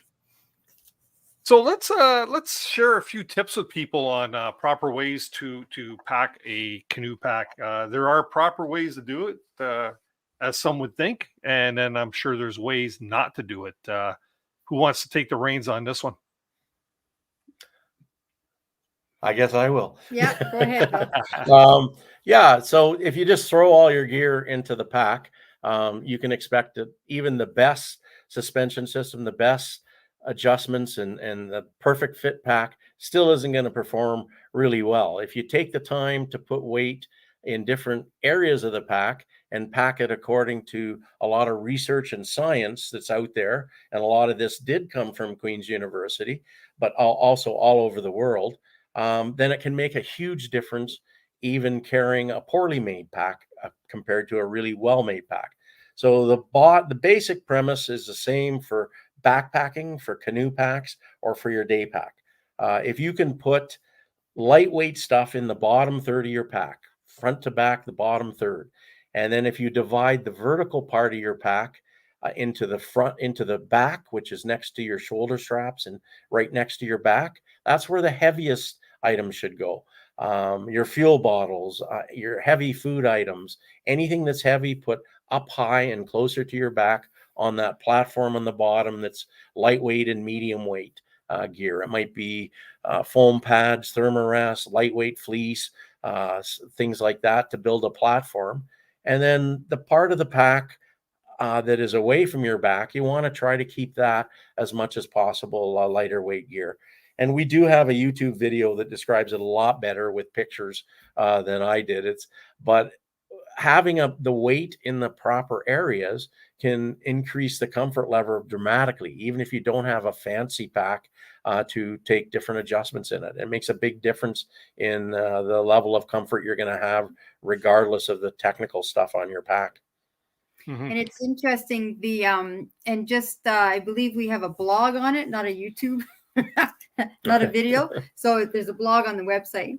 But the interesting thing is that, especially with the larger volume packs, it's really important to use the compression straps on the side because the compressing the load also helps with the load control and keeping the pack from feeling off balance. So no matter how full it is, or even if it's not as full, it's super important to compress the straps on the sides and the lid and everything. Yeah. Yeah, I think that's, if you can just envision a large pack compared to a smaller pack. There you go. Yeah. There we go. Yeah. Sorry. If it looked like I was looking up, it's because I knew this is on your website somewhere, and I thought. Okay. Yeah. No, that describes it perfectly. You can see the bottom platform of light and medium weight gear, and then the 1/3 of the pack, or the vertical part that's closest to the shoulder straps and hip belt up high, is your heavier gear. And then the part away from your back, the furthest towards the front of the pack, is a little bit medium weight gear. Picture it this way, Dennis. The heavier gear is the farther it is away from your back, the more energy you're going to expend pulling it forward. It's going to be that case of the pack pulling you backwards and then you countering it by pulling it forward. Well, that's a waste of energy. So if you can load your pack using some basic principles, then it's all about center of gravity and hit a huge point. Not only just compress the pack, compress the gear you're putting into the pack. Put your sleeping bags and your clothes into compression stuff sacks. It's a little bit more weight, a little bit more money, but long term, you're going to have those pieces of equipment for 20, 30 years anyways. And it makes a big difference having a smaller load than a larger load. So yeah, and just as I mentioned before, you got the side compression straps, you've got the straps over the lid like you see in the picture, and yeah, you're talking here. You got these here are all can you see my mouse on the screen there? Not sure if you can or not. Let's see. Yeah, this is good. Up here, can you see that? No. I can't see my mouse. Okay, maybe not. So let me ask you this then. I have a bag liner, okay, a waterproof bag liner that I put inside. Actually, it's an old Ostrom bag liner, but I don't compression sack my sleeping bag. I put my sleeping bag in there loose at the bottom. Yeah, because I find I could get more gear in around it than I can around it. Is that a mistake? But like I find I can get more gear in there around it and stuff and stuff. Right? Yeah, I don't think it's a mistake at all. I think anything soft and fluffy like a sleeping bag is going to compress anyways. So you're putting gear on it and putting load on it, and then you're using the compression straps. So you're probably getting a very similar effect. It just might be harder on your sleeping bag a little bit, getting other gear up against it and things like that. But nothing wrong with that. That's kind of a good idea to fill some of the nooks and crannies I can see. Yeah. So yeah. But hence the reason why my pack's always heavier, because I always have the extra nooks and crannies that I can. But some things won't compress like that. Like if you have a foam pad or an insulate pad or an air mattress of some kind, they're not going to compress. They're more hard. So a lot of bulky things, if you put all your clothes in, there's some clothes like fleece and such that is really light, but then there's other pieces of your clothing that are a lot heavier. So that's where it might help a little bit more and keep you better organized for your clothes. You don't want your socks and everything else strewn all through your pack either, or at least I don't. Sure. This is an interesting question here from K5950. Does the packing method hold true if it's a woman carrying the pack, strength in the hips versus in the shoulders? Yeah, it doesn't affect a lot women, men. You're right, though. The question brings up an interesting point in that women's hip structure is a lot different than men's hip structure. And where you carry the weight as a woman is a little bit different than men. Men tend to put a lot more weight on their iliac crest and their hip bone. And some women will do that depending on how sensitive that area is on their hips. So some of them will carry it a little bit higher or just in a little bit different position. But the packing method is actually it's the same. You want to get the weight, and the science doesn't differ between men and women. The placement of where your pack is on your body might differ slightly. And it's interesting, depending on the length. What is very critical for women is to make sure the density of the load is below the top of your shoulders. So above your shoulders, you want the lighter, less dense load. So that's, for women in particular, that's very important. Make sure it's between the tops of your shoulders and the bottom of your shoulder blades. Okay, so that's important. Okay, makes sense. Let's see here. We have another couple here in the basement that we could bring on up. They're getting to be regulars on this show too. Jay, Sherry, hey guys, how you doing? Jay, you're trying to steal the show, aren't you? I'm sorry, I'm not. You just keep getting. You can have it. You keep getting guests on that we're either close to or interacting with. So very recently, hi Bill and Ann. Hey, you guys. Hi. Good to fellow Northerners, Sault Ste. Marie. Absolutely. Yeah. So apparently with Rivalry Ski Hills, we've in the chat there, we were starting a rivalry between Thunder Bay Ski Hills and ours. But so we recently actually were the beneficiaries of a contest by traversing.ca that Bill and Ann Ostrom were sponsors of, that gave away a brand new Winnesk canoe pack. And it was so serendipitous that Sherry decided, like, look, we have to join this contest. It was a photography contest, and we have a video just coming out at the end of this week, or probably this weekend, where Sherry's canoe pack actually breaks. We lose a strap and mine are starting to like wear down. And I've got a 110-liter canoe pack that I pack like the Dickens, like Kim Switzer. What was her tagline? It holds a lot of crap. Yeah. So Sherry said, look, we're going to need a new canoe pack pretty soon. So you better get some photos into this contest. And we got selected to win. Yeah. Yeah. And we got to meet you. Yeah. Oh, we're so excited for this pack. Jay needs a good pack. We're looking forward to this pack. I need a good pack and a good packing technique. So we were studying your website, and we're super stoked to see that as well. So thank you guys for that very much. I like your strategy there, Sherry. That's pretty subtle. I like that. Yeah, I'll carry the canoe and the 110-liter pack. Yes.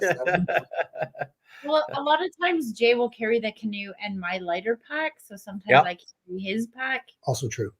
Depending on the portage. But yeah, we're super excited to meet you guys and super excited for the pack. Yeah. And thank you very much. And I'm glad someone won it that needed it too. But I got to say something about the ski hill competition. We haven't skied Searchmount, and we have a very good friend, Nancy Askin, who's head of the ski patrol there. And I tell you, just because we know Nancy is one thing, but she makes me want to go to Searchmount and ski it. She is such an ambassador for that ski hill, and we can't wait to get there. So we'll get there and we'll ski it, because we have to now. You have to. Absolutely. Let us know when you guys are in the area, and we'll take you down some of our favorite backcountry glade running. Oh yeah. Well, maybe we won't, but we will ski with you. Yeah. Awesome. So we did have just one quick question. Bill, you had mentioned earlier that you were going to start making some gear, again, yourself, some various just gear that's not part of your standard run products. Can you explain, like, are you going to be opening a factory? Will this be done basically out of your home? How's that going to look? Yeah, no, it's very small time. Basically, finding some product that will keep me busy.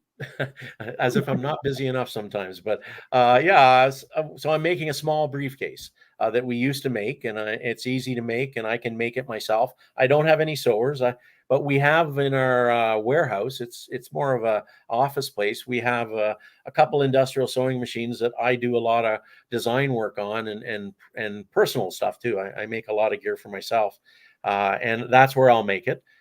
Some of it I'm working on when we're out here in Penticton, not so much the sewing part, the design part. And we have small briefcases, and I've got a new tump line coming out. Not that that's a real popular seller with everybody, but I've been intrigued for years with tump lines. You know, anatomically, humans are made to have weight on their head and right down their spine. It's the best way to carry weight. And there's an awful lot of the world's population that still carries weight. It's just that in North America and Europe, we've gotten to a different way of carrying weight. And one of my idols growing up, because I was a heavy rock climber, was Yvon Chouinard, who founded Patagonia. And he carried all his packs on a lot of his expeditions and trips and his day packs with a tump line. And so here's a guy that has access to the most technical gear in the world, and he's using a tump line. And part of it was an injury that is sustained in a climbing accident, but he's a great ambassador for tump lines, and his company Patagonia. I mean, they're donating all their profits to environmental and conservation.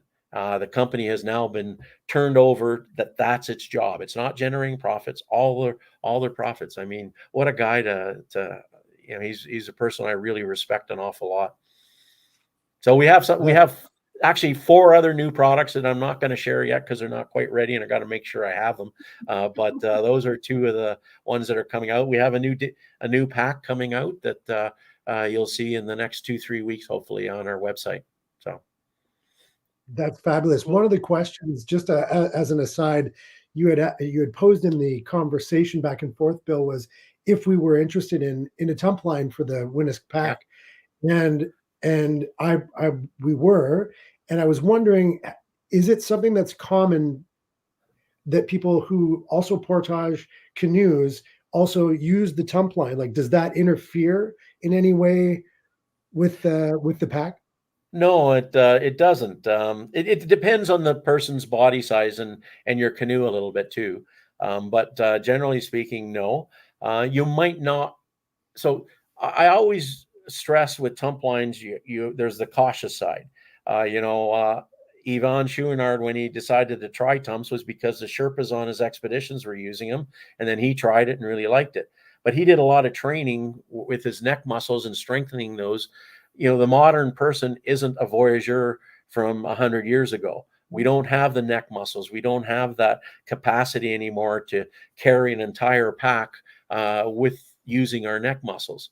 I have a couple friends. I have a friend that ordered 20 years ago an internal frame hiking pack, avid hiker. And one of his requests was, can you put a tump line on it, please? I said, why would you do that? And he says, I use it all the time as an aid. So what I say to people now is, I would say, to answer your question directly, not a lot of people are using tumps. Probably 20 to 30% of our every order maybe has a tump line on it. So it's not a big mover for us, but I make them all myself. And it's a good tump. It's a better tump than a lot of the ones out there.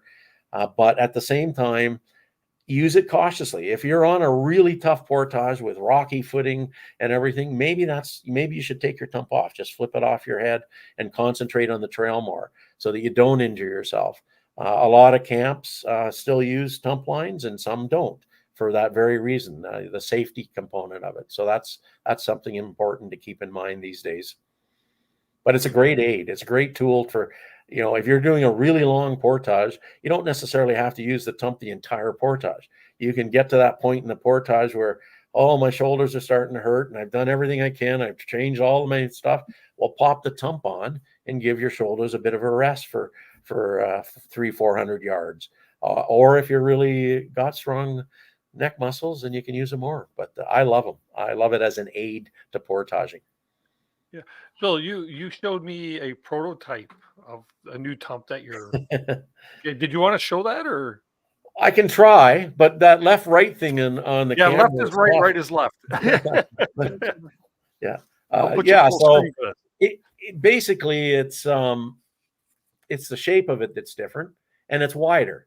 So it's about 3¼ inches wide in the middle, and we use some of those elliptical or some of those curves that when it's on you help transfer the weight.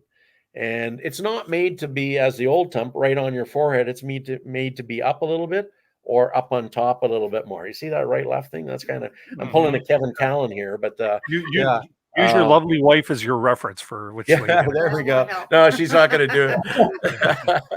But it gives more surface area. So it displaces the weight of the load a little bit better than a traditional tump.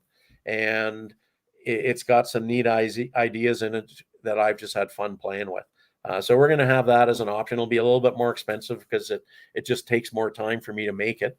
But it'll also be a little bit more comfortable for those people that use not just their forehead, but a little bit higher up in your forehead and on top of your head. Yeah. Cool. And of course, Untamed Ontario come up with the perfect slogan for your new tump line. Hey, vote Tump 2024. Make portaging great again. There we go. There you go. There's your new marketing guy right there. Yeah. I missed it. Thanks for bringing it. Thank you guys so much. We look forward. Hey, it's been nice meeting you through this whole process of winning our pack. Yeah. And we'll look forward to meeting you in person. Look forward to going for a ski, whether it be in Thunder Bay or here. Yeah. Thanks, guys. Thanks. Take care. Thanks, Jay, Jerry. We'll talk to you guys later. That's awesome. Yeah, I like that. Make portaging great again. Let's see here. One more thing I wanted to touch on, and then I want to go back through some of the questions that we've kind of missed throughout the chat here. What are some of the most common mistakes you see people making with their packs? I think loading is huge. You see a person, where the pack isn't adjusted. So the pack hasn't been compressed.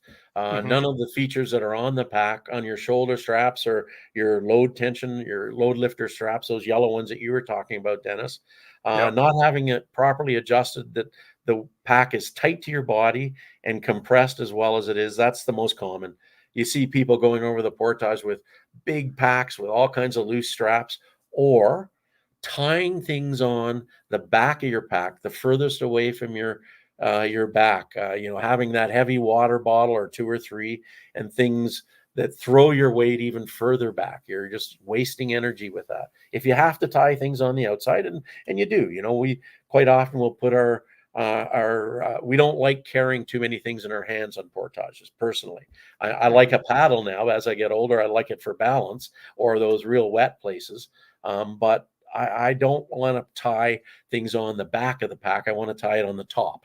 I don't want to tie them on the bottom because it's just inefficient for putting the pack on and off and in the canoe and stuff. But don't tie all kinds of stuff all over the pack that's pulling you backwards. Right. Sorry. Go ahead, Ann. The other thing that we see, if your pack has a hip belt, take good use of it. And what I mean by that is make sure that the hip belt is placed so that it's on top of the top of your hip bone. So it cradles that. If it's below that, then your pack's going to feel like it's sliding down over your butt. But you want that hip bone to anchor it, and then it'll feel really good because it'll take the stress off your shoulders. So that's you put it on first, and then adjust all the shoulder straps, the main ones, and the load lifters. So that's important. Yeah, that's a really good point. Let your legs carry most of the weight, not your shoulders. Sure. The one thing I did notice between my Big Red and the new version of the Wabakimi is you did away with the daisy chain straps that go right down the back of the pack. It's for that particular reason is eliminate the weight that would be hanging out behind you versus we learning again back to the military project, Queen's University, the science of it. We used to have modular pockets that you put on those daisy chains that you're talking about. So you put your load even further back. and it was it sold really well, and we used it, and we used to tie things on those daisy chains, but we eliminated them for that purpose. It's the wrong place to be putting weight, so we just eliminated it to make it a little bit more difficult for people to make mistakes. But you might have to do that, but if you have to do that, do it at the top of your pack. There's loops there to put webbing through and that kind of thing as well. Sure. It's a good point, a really good point. Yeah. Okay, I'm gonna drift back here to quite early in the show here. Gonna go through a few questions, and first one's from Kevin Callan. I'm not even sure if he's still with us. He said he might pop in a little later, but he says, "Can you talk about the importance of pack liners to nylon packs? A lot of new paddlers are using those total uncomfortable waterproof packs." Yes, maybe like those sort of the Seal line or the Eureka ones that are no longer produced, but yeah. So I mean, they're very popular, having the ability to put your gear into a waterproof bag, roll it up, or whatever system is used at the top. I think the issue with them is you can't get as comfortable a pack as you can with a sewn product. And the other issue is you have one barrier to waterproofness. If you have a leak in that pack, everything gets wet. Whereas a traditional canoe pack or a sewn canoe pack with a liner or with everything waterproofed inside, you have a double system. The pack will repel a lot of water. It's not waterproof, but it'll repel a lot of water. And secondly, you have that second barrier, either a liner. So when we talk liner, we're talking one large bag that's lighter weight nylon and rolls up and clips and is waterproof. Now, I define waterproof in different ways. Waterproof to me is tipping a canoe, having your gear floating on the surface. But waterproof in the dictionary is 10 feet down, 10 minutes. And nothing in the canoe industry that says it's waterproof is actually technically waterproof by the dictionary. But for canoeing purposes, a liner or waterproofing each individual thing with dry bags and things like that is another way to go. We made liners for years and turned our designs over to another company, and they sell them. And there's lots of liners available in the market. I've gotten away from using liners a little bit in that I use a lot of dry bags so that I can move the weight around a little bit easier and compartmentalize it. And I like that a lot better, but it is more expensive. So yeah. Yeah, right along with what you're saying there, I've got buddies that use those big yellow plastic or whatever you want to call them, monstrosities of packs, and they swear by them. And you know what? To each his own, and everybody has their reason for loving their gear. But for me, having a pack or a liner within the Wabakimi, there again, it gives me not only two layers, but it also gives me a separate chamber that if I have wet towel, dirty boots, wet clothing, wet tarp, or whatever it might be that I don't want to put inside of that, I do up that that dry bag, right, or the liner, seal it up, and all the wet stuff goes on top. I don't have to worry about my dry stuff. My sleeping bag's dry. My clothes are dry. Anything that needs to remain dry is inside of that pack. So that's why I love it. Yeah, that's a really good point. I agree with that. I have to say, though, that we'll generally, as people get older, they gravitate to a pack that fits better. They get away from that pack that they put on and, let's do the portage and get it over with and finish it attitude. They're maybe slowing down like myself and Anne, and we're learning to look around on portages and enjoy them a little bit more. And part of that process of enjoyment is I want something more comfortable. Period. Yeah, for sure. All righty. Next question on the docket here from Untamed Ontario. Have you ever been pleasantly surprised by your designs while in the field? Example, what a great feature idea moment. Oh boy. Yeah. I'm trying to think. We've run into a lot of on trips, a lot of people using our gear. I think I can't think of anything that they're using differently. I can think of people doing things like carrying two canoes or carrying two packs, one across the top, and having a third strapped on the front. And I remember this person coming across, and at first I couldn't even see the person's head or face. And when I got closer, within 10 feet or so, it was this incredibly strong woman who had 3 packs on. And I was like, holy crap. I don't know, the biggest person in the world could carry that. And here's a 150-pound person carrying it and doing it well. On the other hand, anything you have in your front, you can't see your feet. So there's that part of it, right? If it's a great portage trail. Can you think of anything? No, here? I've been racking my brain. It's a good question. It's been yeah, because we test them so well, right? It's kind of just try it out. Yeah, it works like we expect it to. Well, I'll take it a little bit further. I've had a lot of customers come up to me in trade shows, or not so much in the field, but as an example, when we made compression stuff sacks, the standard, the industry standard was 4 compression straps, and they were all on ladder lock buckles. In other words, not a side release buckle. And I had a customer say, you should put one of these buckles side release, because this thing's an octopus to put it together. And we did. And I think Explorer Magazine wrote it up as really a neat innovation, but it came from a customer. We've had over the years handles, on packs, different placement of handles. When we first came out, we had a handle on the back of our pack, right below the lumbar pad, and for I think 2 years we had the handle there. But we had more complaints about it than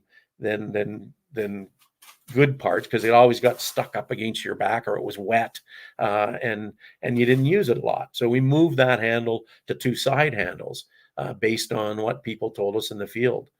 You can sometimes learn a lot from people using gear, whether it's ours or others, when they're unloading and loading, right?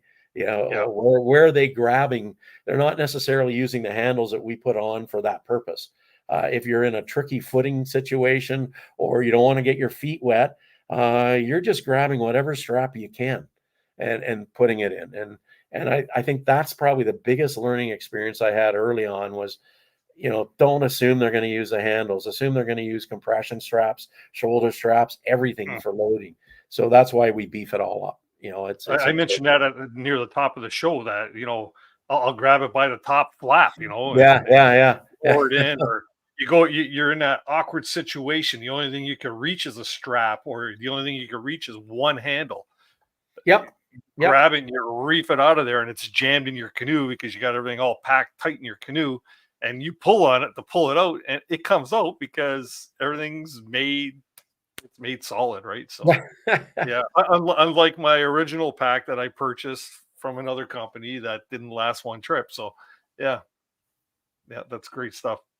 Let's see here. We have Riley outside asking, you both have a ton of outdoor experience. What advice would you give to the 20 and 30 somethings in the crowd? They could probably give us advice, better fitness. But I think if anything, it would be slow down. Don't be consumed by, we have to do 20K today. If you see a waterfall, you see a neat bay, you see a potential place to toss a line in, that should be part of the experience. Or you're going over a portage.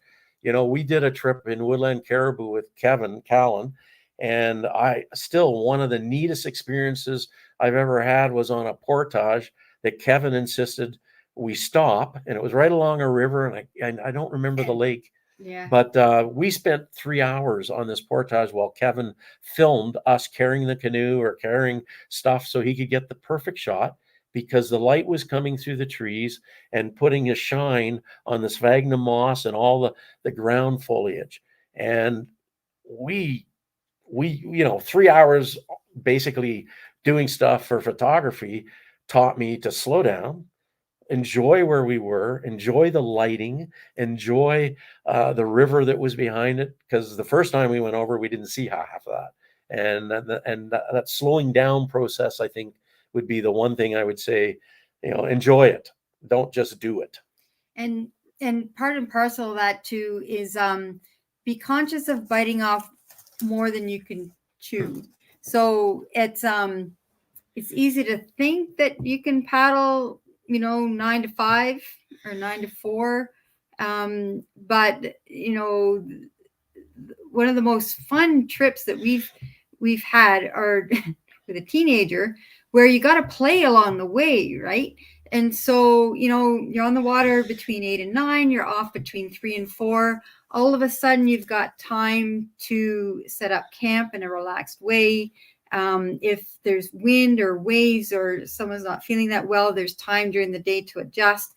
And then you can do things like just sit and watch the loons and watch the sun go down and not be in a panic. So people have different reasons for going on trip. But if you're just starting out, then it's important to just take things one step at a time and don't try to do too much, and see what's the perfect day is for you. Even to touch on that, you know, you watch a lot of YouTubers these days, and it's not just to say it's the YouTubers, but it's only because it's what we see, right? Where they'll take a 7-day trip and they try to crush it in 5 or 6 days. Yeah. I like doing the opposite. I like taking a 4 or 5 day trip and crushing it in 7, right? Yeah. So that you got time to play, you got time to relax, you got time to lay over, you got time to eat, you got time to sit back with your buddies and have some fun around the fire type of deal, right?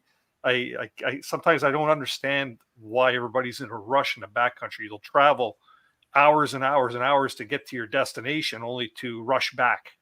I just don't get it, right? Yeah. Some of the best times during the day is you know, cliff jumping, right? Swimming at lunchtime, having the time to swim at lunch. Having a fish feed at lunch. So yeah, building that type of time in to do the stuff that you love to do, right? So yeah. You got to get back to when you have that layover day. You don't want to be second guessing, wondering what you should be doing. You should be going, relax, throw some casts, jump in the water, whatever it might be, right? Explore the area that you're in. You know what? Yeah, a canoe route is more than just that line that goes across a lake. You should be, you know, there's all that shoreline. There's streams and rivers that come in.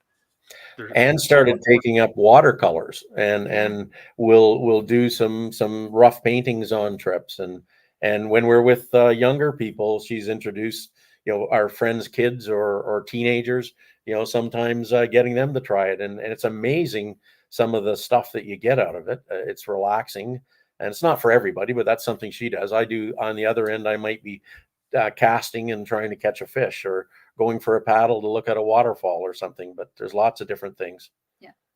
Slow down, enjoy it. Slow down. We're slowing down. Well, no, we're not slowing down, right, Bill? Oh no, I'm slowing down. There's no doubt about that. Let's see here. Maurice Poulin is asking, or he's saying, Bill, speaking of joys of portaging, have you considered designing or manufacturing a multiple canoe paddle and fishing rod holder or organizer with carrying handle for a portage?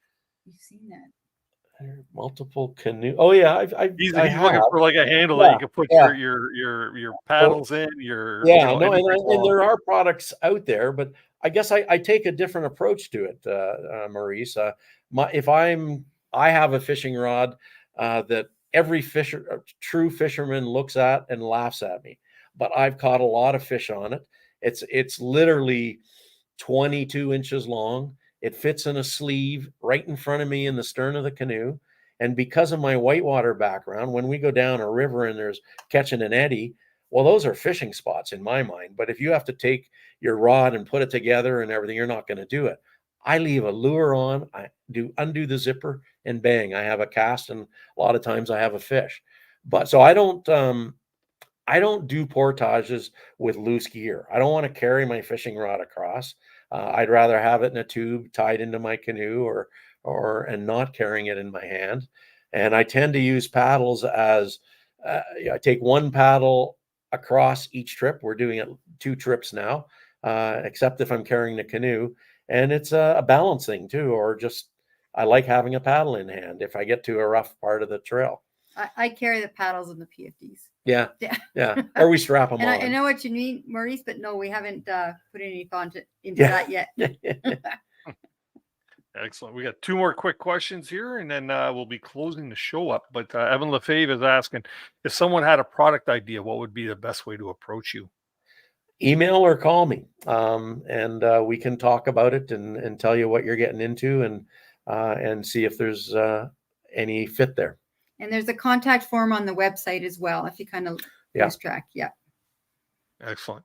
And then last but not least, Nancy W. is asking, do you plan on developing a waterproof question pack that fits properly? Am I missing something on that? Yeah, I'm not sure. Waterproof question. Waterproof. Oh, okay. I think she basically is just looking for a waterproof pack.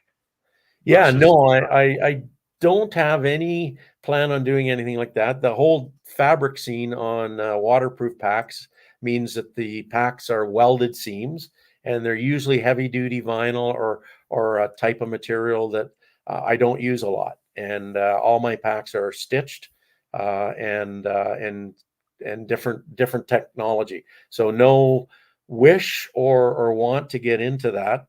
I'm not necessarily saying they don't have a fit in some areas, but at the same time, not something I want to get into. Sorry. Mm-hmm. And I have to ask, do you want to entertain this? Oh, he's in the basement waiting. Well, you know what, Kevin, I'd say go ahead, because I've got pictures of you. So in fact, I'll tell a story. Kevin was visiting us, and we had. Oh, hey, Kevin, do you remember the chicken story?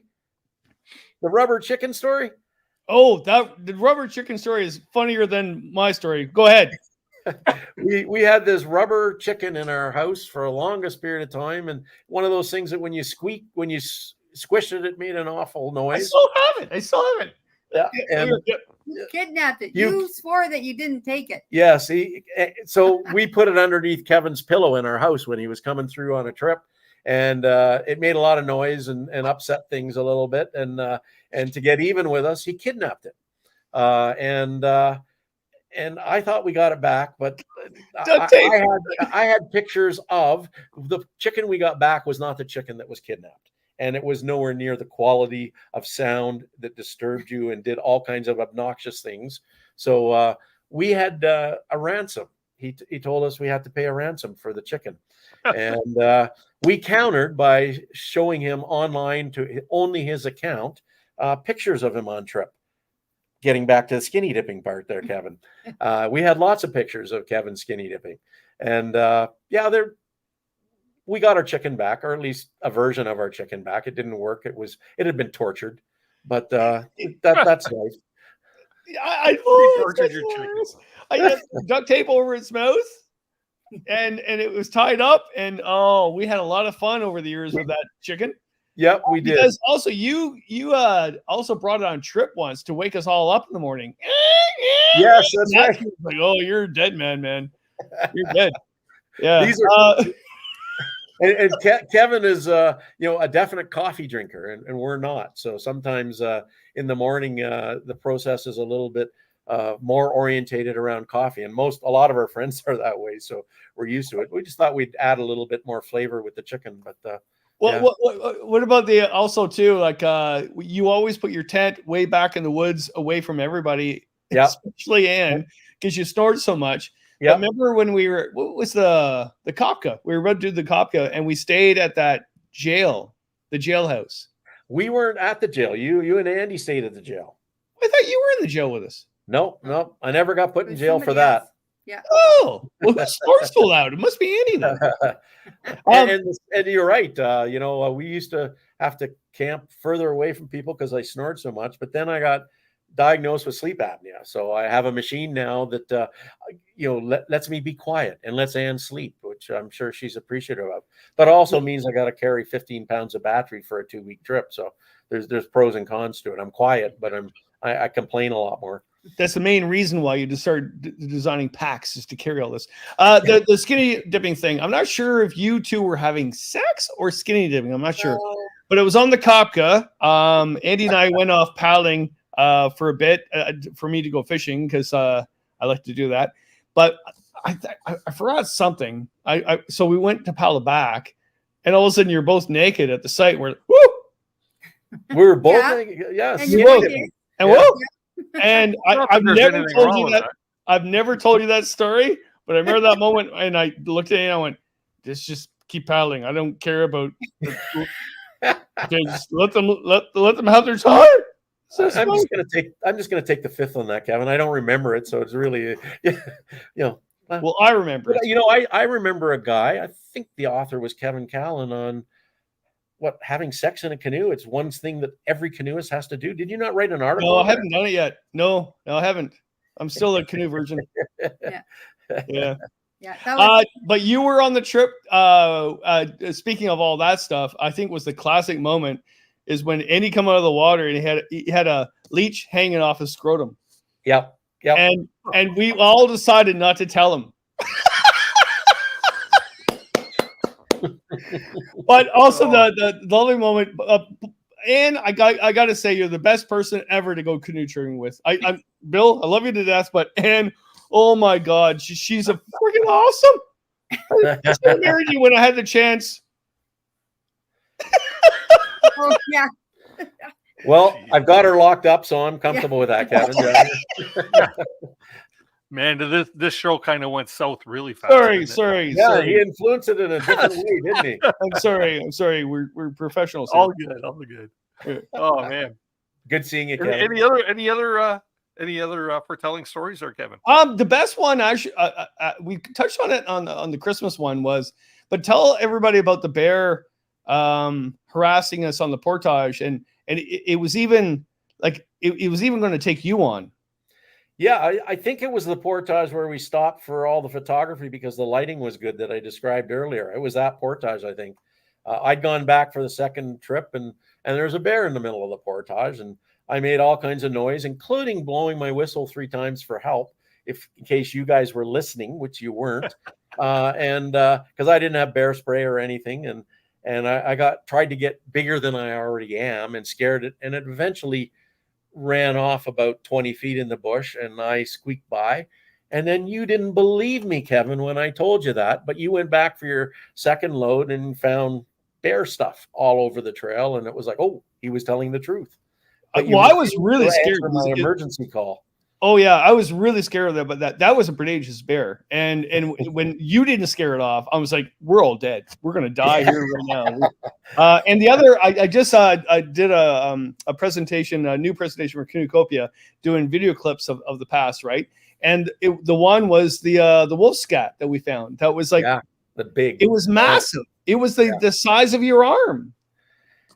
Yeah, I still think it's something that happened to it through weather and stuff. Because if that wolf exists, I'll never go canoeing again.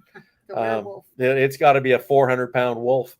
Oh, it was massive. It was massive. It was massive. The other one that I thought of too, Anne, remember when the maps all got wet and we had to dry them? It's classic. It's not going to rain. I'm going to take my maps and I'm going to hang them on the line. And then within 10 minutes, it's drizzling. But she's not telling the whole story, two is she, weeks Kevin? of woodland caribou maps. And that was only day 2 of a really long trip, trip. Yeah. They did dry. Yeah. We remember the rainbow on that island? We were on an island and the rainbow. That was good. Yeah, that was a gorgeous rainbow. Yeah, that was fantastic. And we also celebrated the solstice or whatever it's called. It was June. It would have been June 21st. I'd forgotten that we were there earlier, but it was definitely June. The solstice, right? On day 6 or something. Man, and you and Anne, you make the greatest marinated. What was it called? Pineapple beef stir fry. Yeah. Yes, that dehydrated. Was it's still in our tripping menu. We have it on every trip practically. So you put that's it awesome. In your book, and I put it on a blog post. I got a mini blog post, and so the recipe's in there. See, I told you, Bill. She's a lot better than you. Oh my God. She is. I agree. She drags me along, so I'm just lucky that she still lets me go. Oh, that's great. That's great. Oh no, sorry. I was back and forth all night tonight, but I wanted to share a few stories. The wolf poo, especially. And also, what we also went to. What was the trip where you pulled your tooth out and spit it on the ground and said, "Oh, I'm good."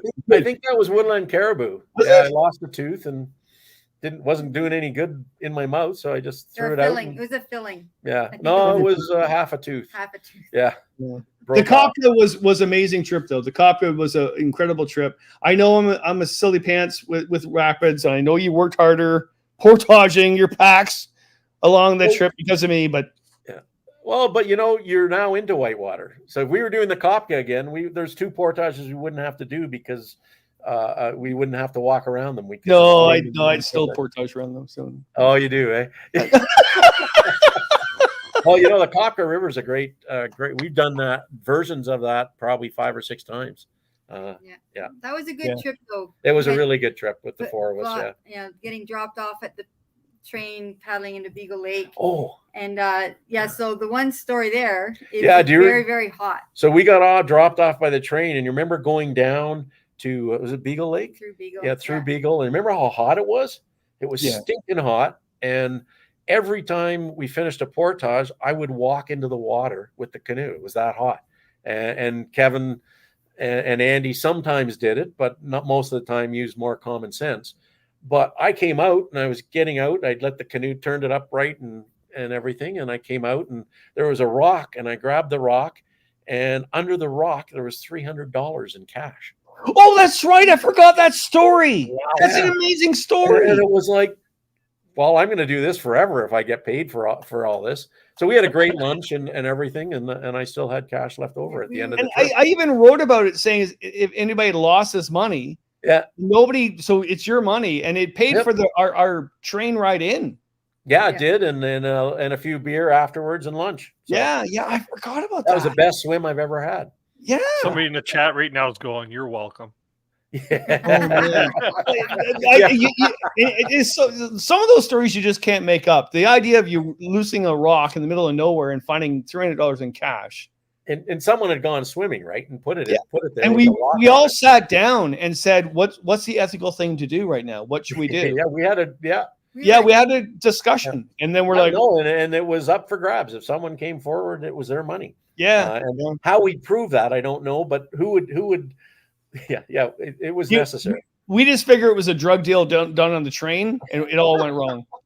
The other one was, I don't know if it was woodland caribou or the Kopka, but I do remember the moment where we're on this portage, and you guys were getting in the boat, and you flipped, and I was filming, and he goes, "If you're really a wise person right now, you should put the camera down." Well, you know what? That's not quite accurate, though. We didn't flip.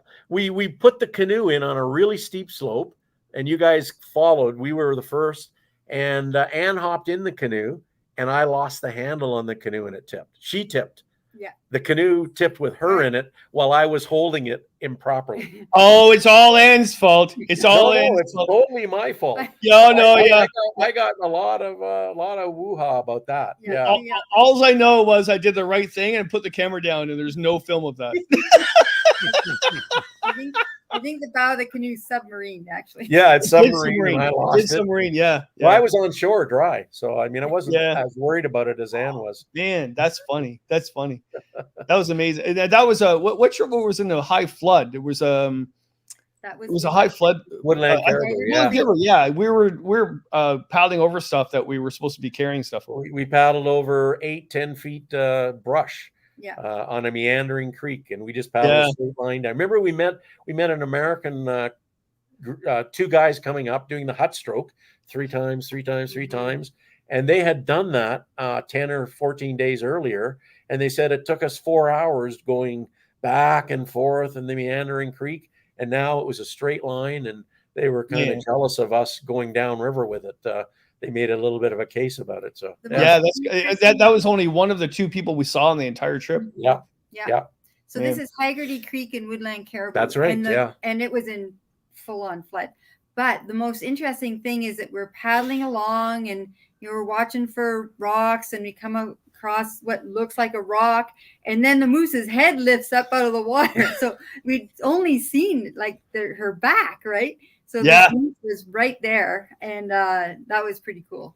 Yeah, that was a great show. And the native paintings we saw at the very beginning. World class. Yeah, it's yeah. incredible. I'll never forget that moment. It's sunk in my brain.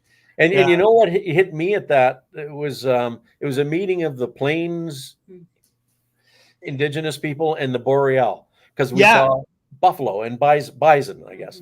Yeah, in the so the painting. two You don't groups see those combined. anywhere else much in Ontario, but it was the meeting of the two groups right at that point, and it was phenomenal. Yeah, pictograph. every paddler should go, and before they die, go to that spot just to Artery Lake. Yeah. Artery Lake pictographs.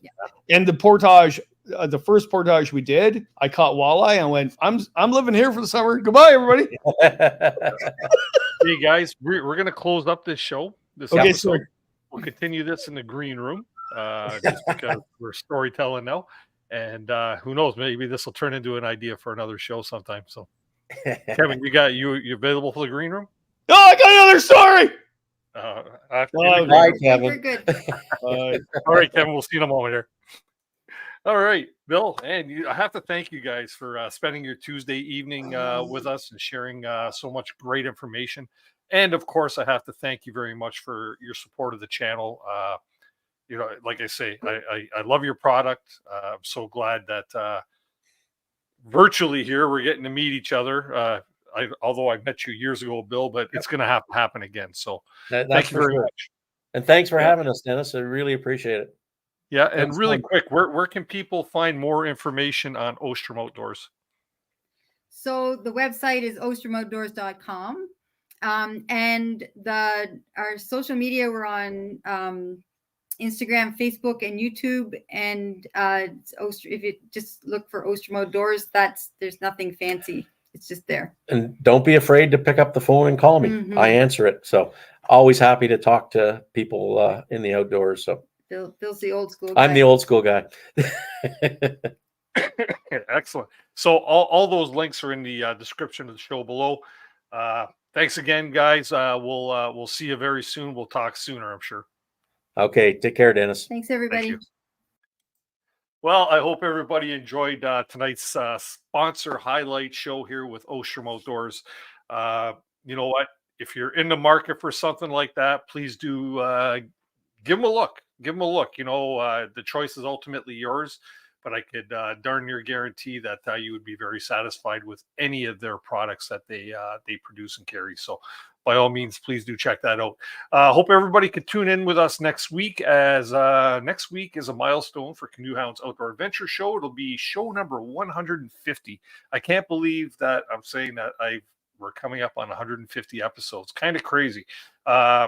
Got a couple ideas planned for next week. Not quite sure exactly what it's going to be, but by all means, please do keep an eye on our Facebook page, and you'll see the details come out there. In the meantime, I hope everybody has a great week, and please do remember, keep the adventures alive. Until next time, have a good one.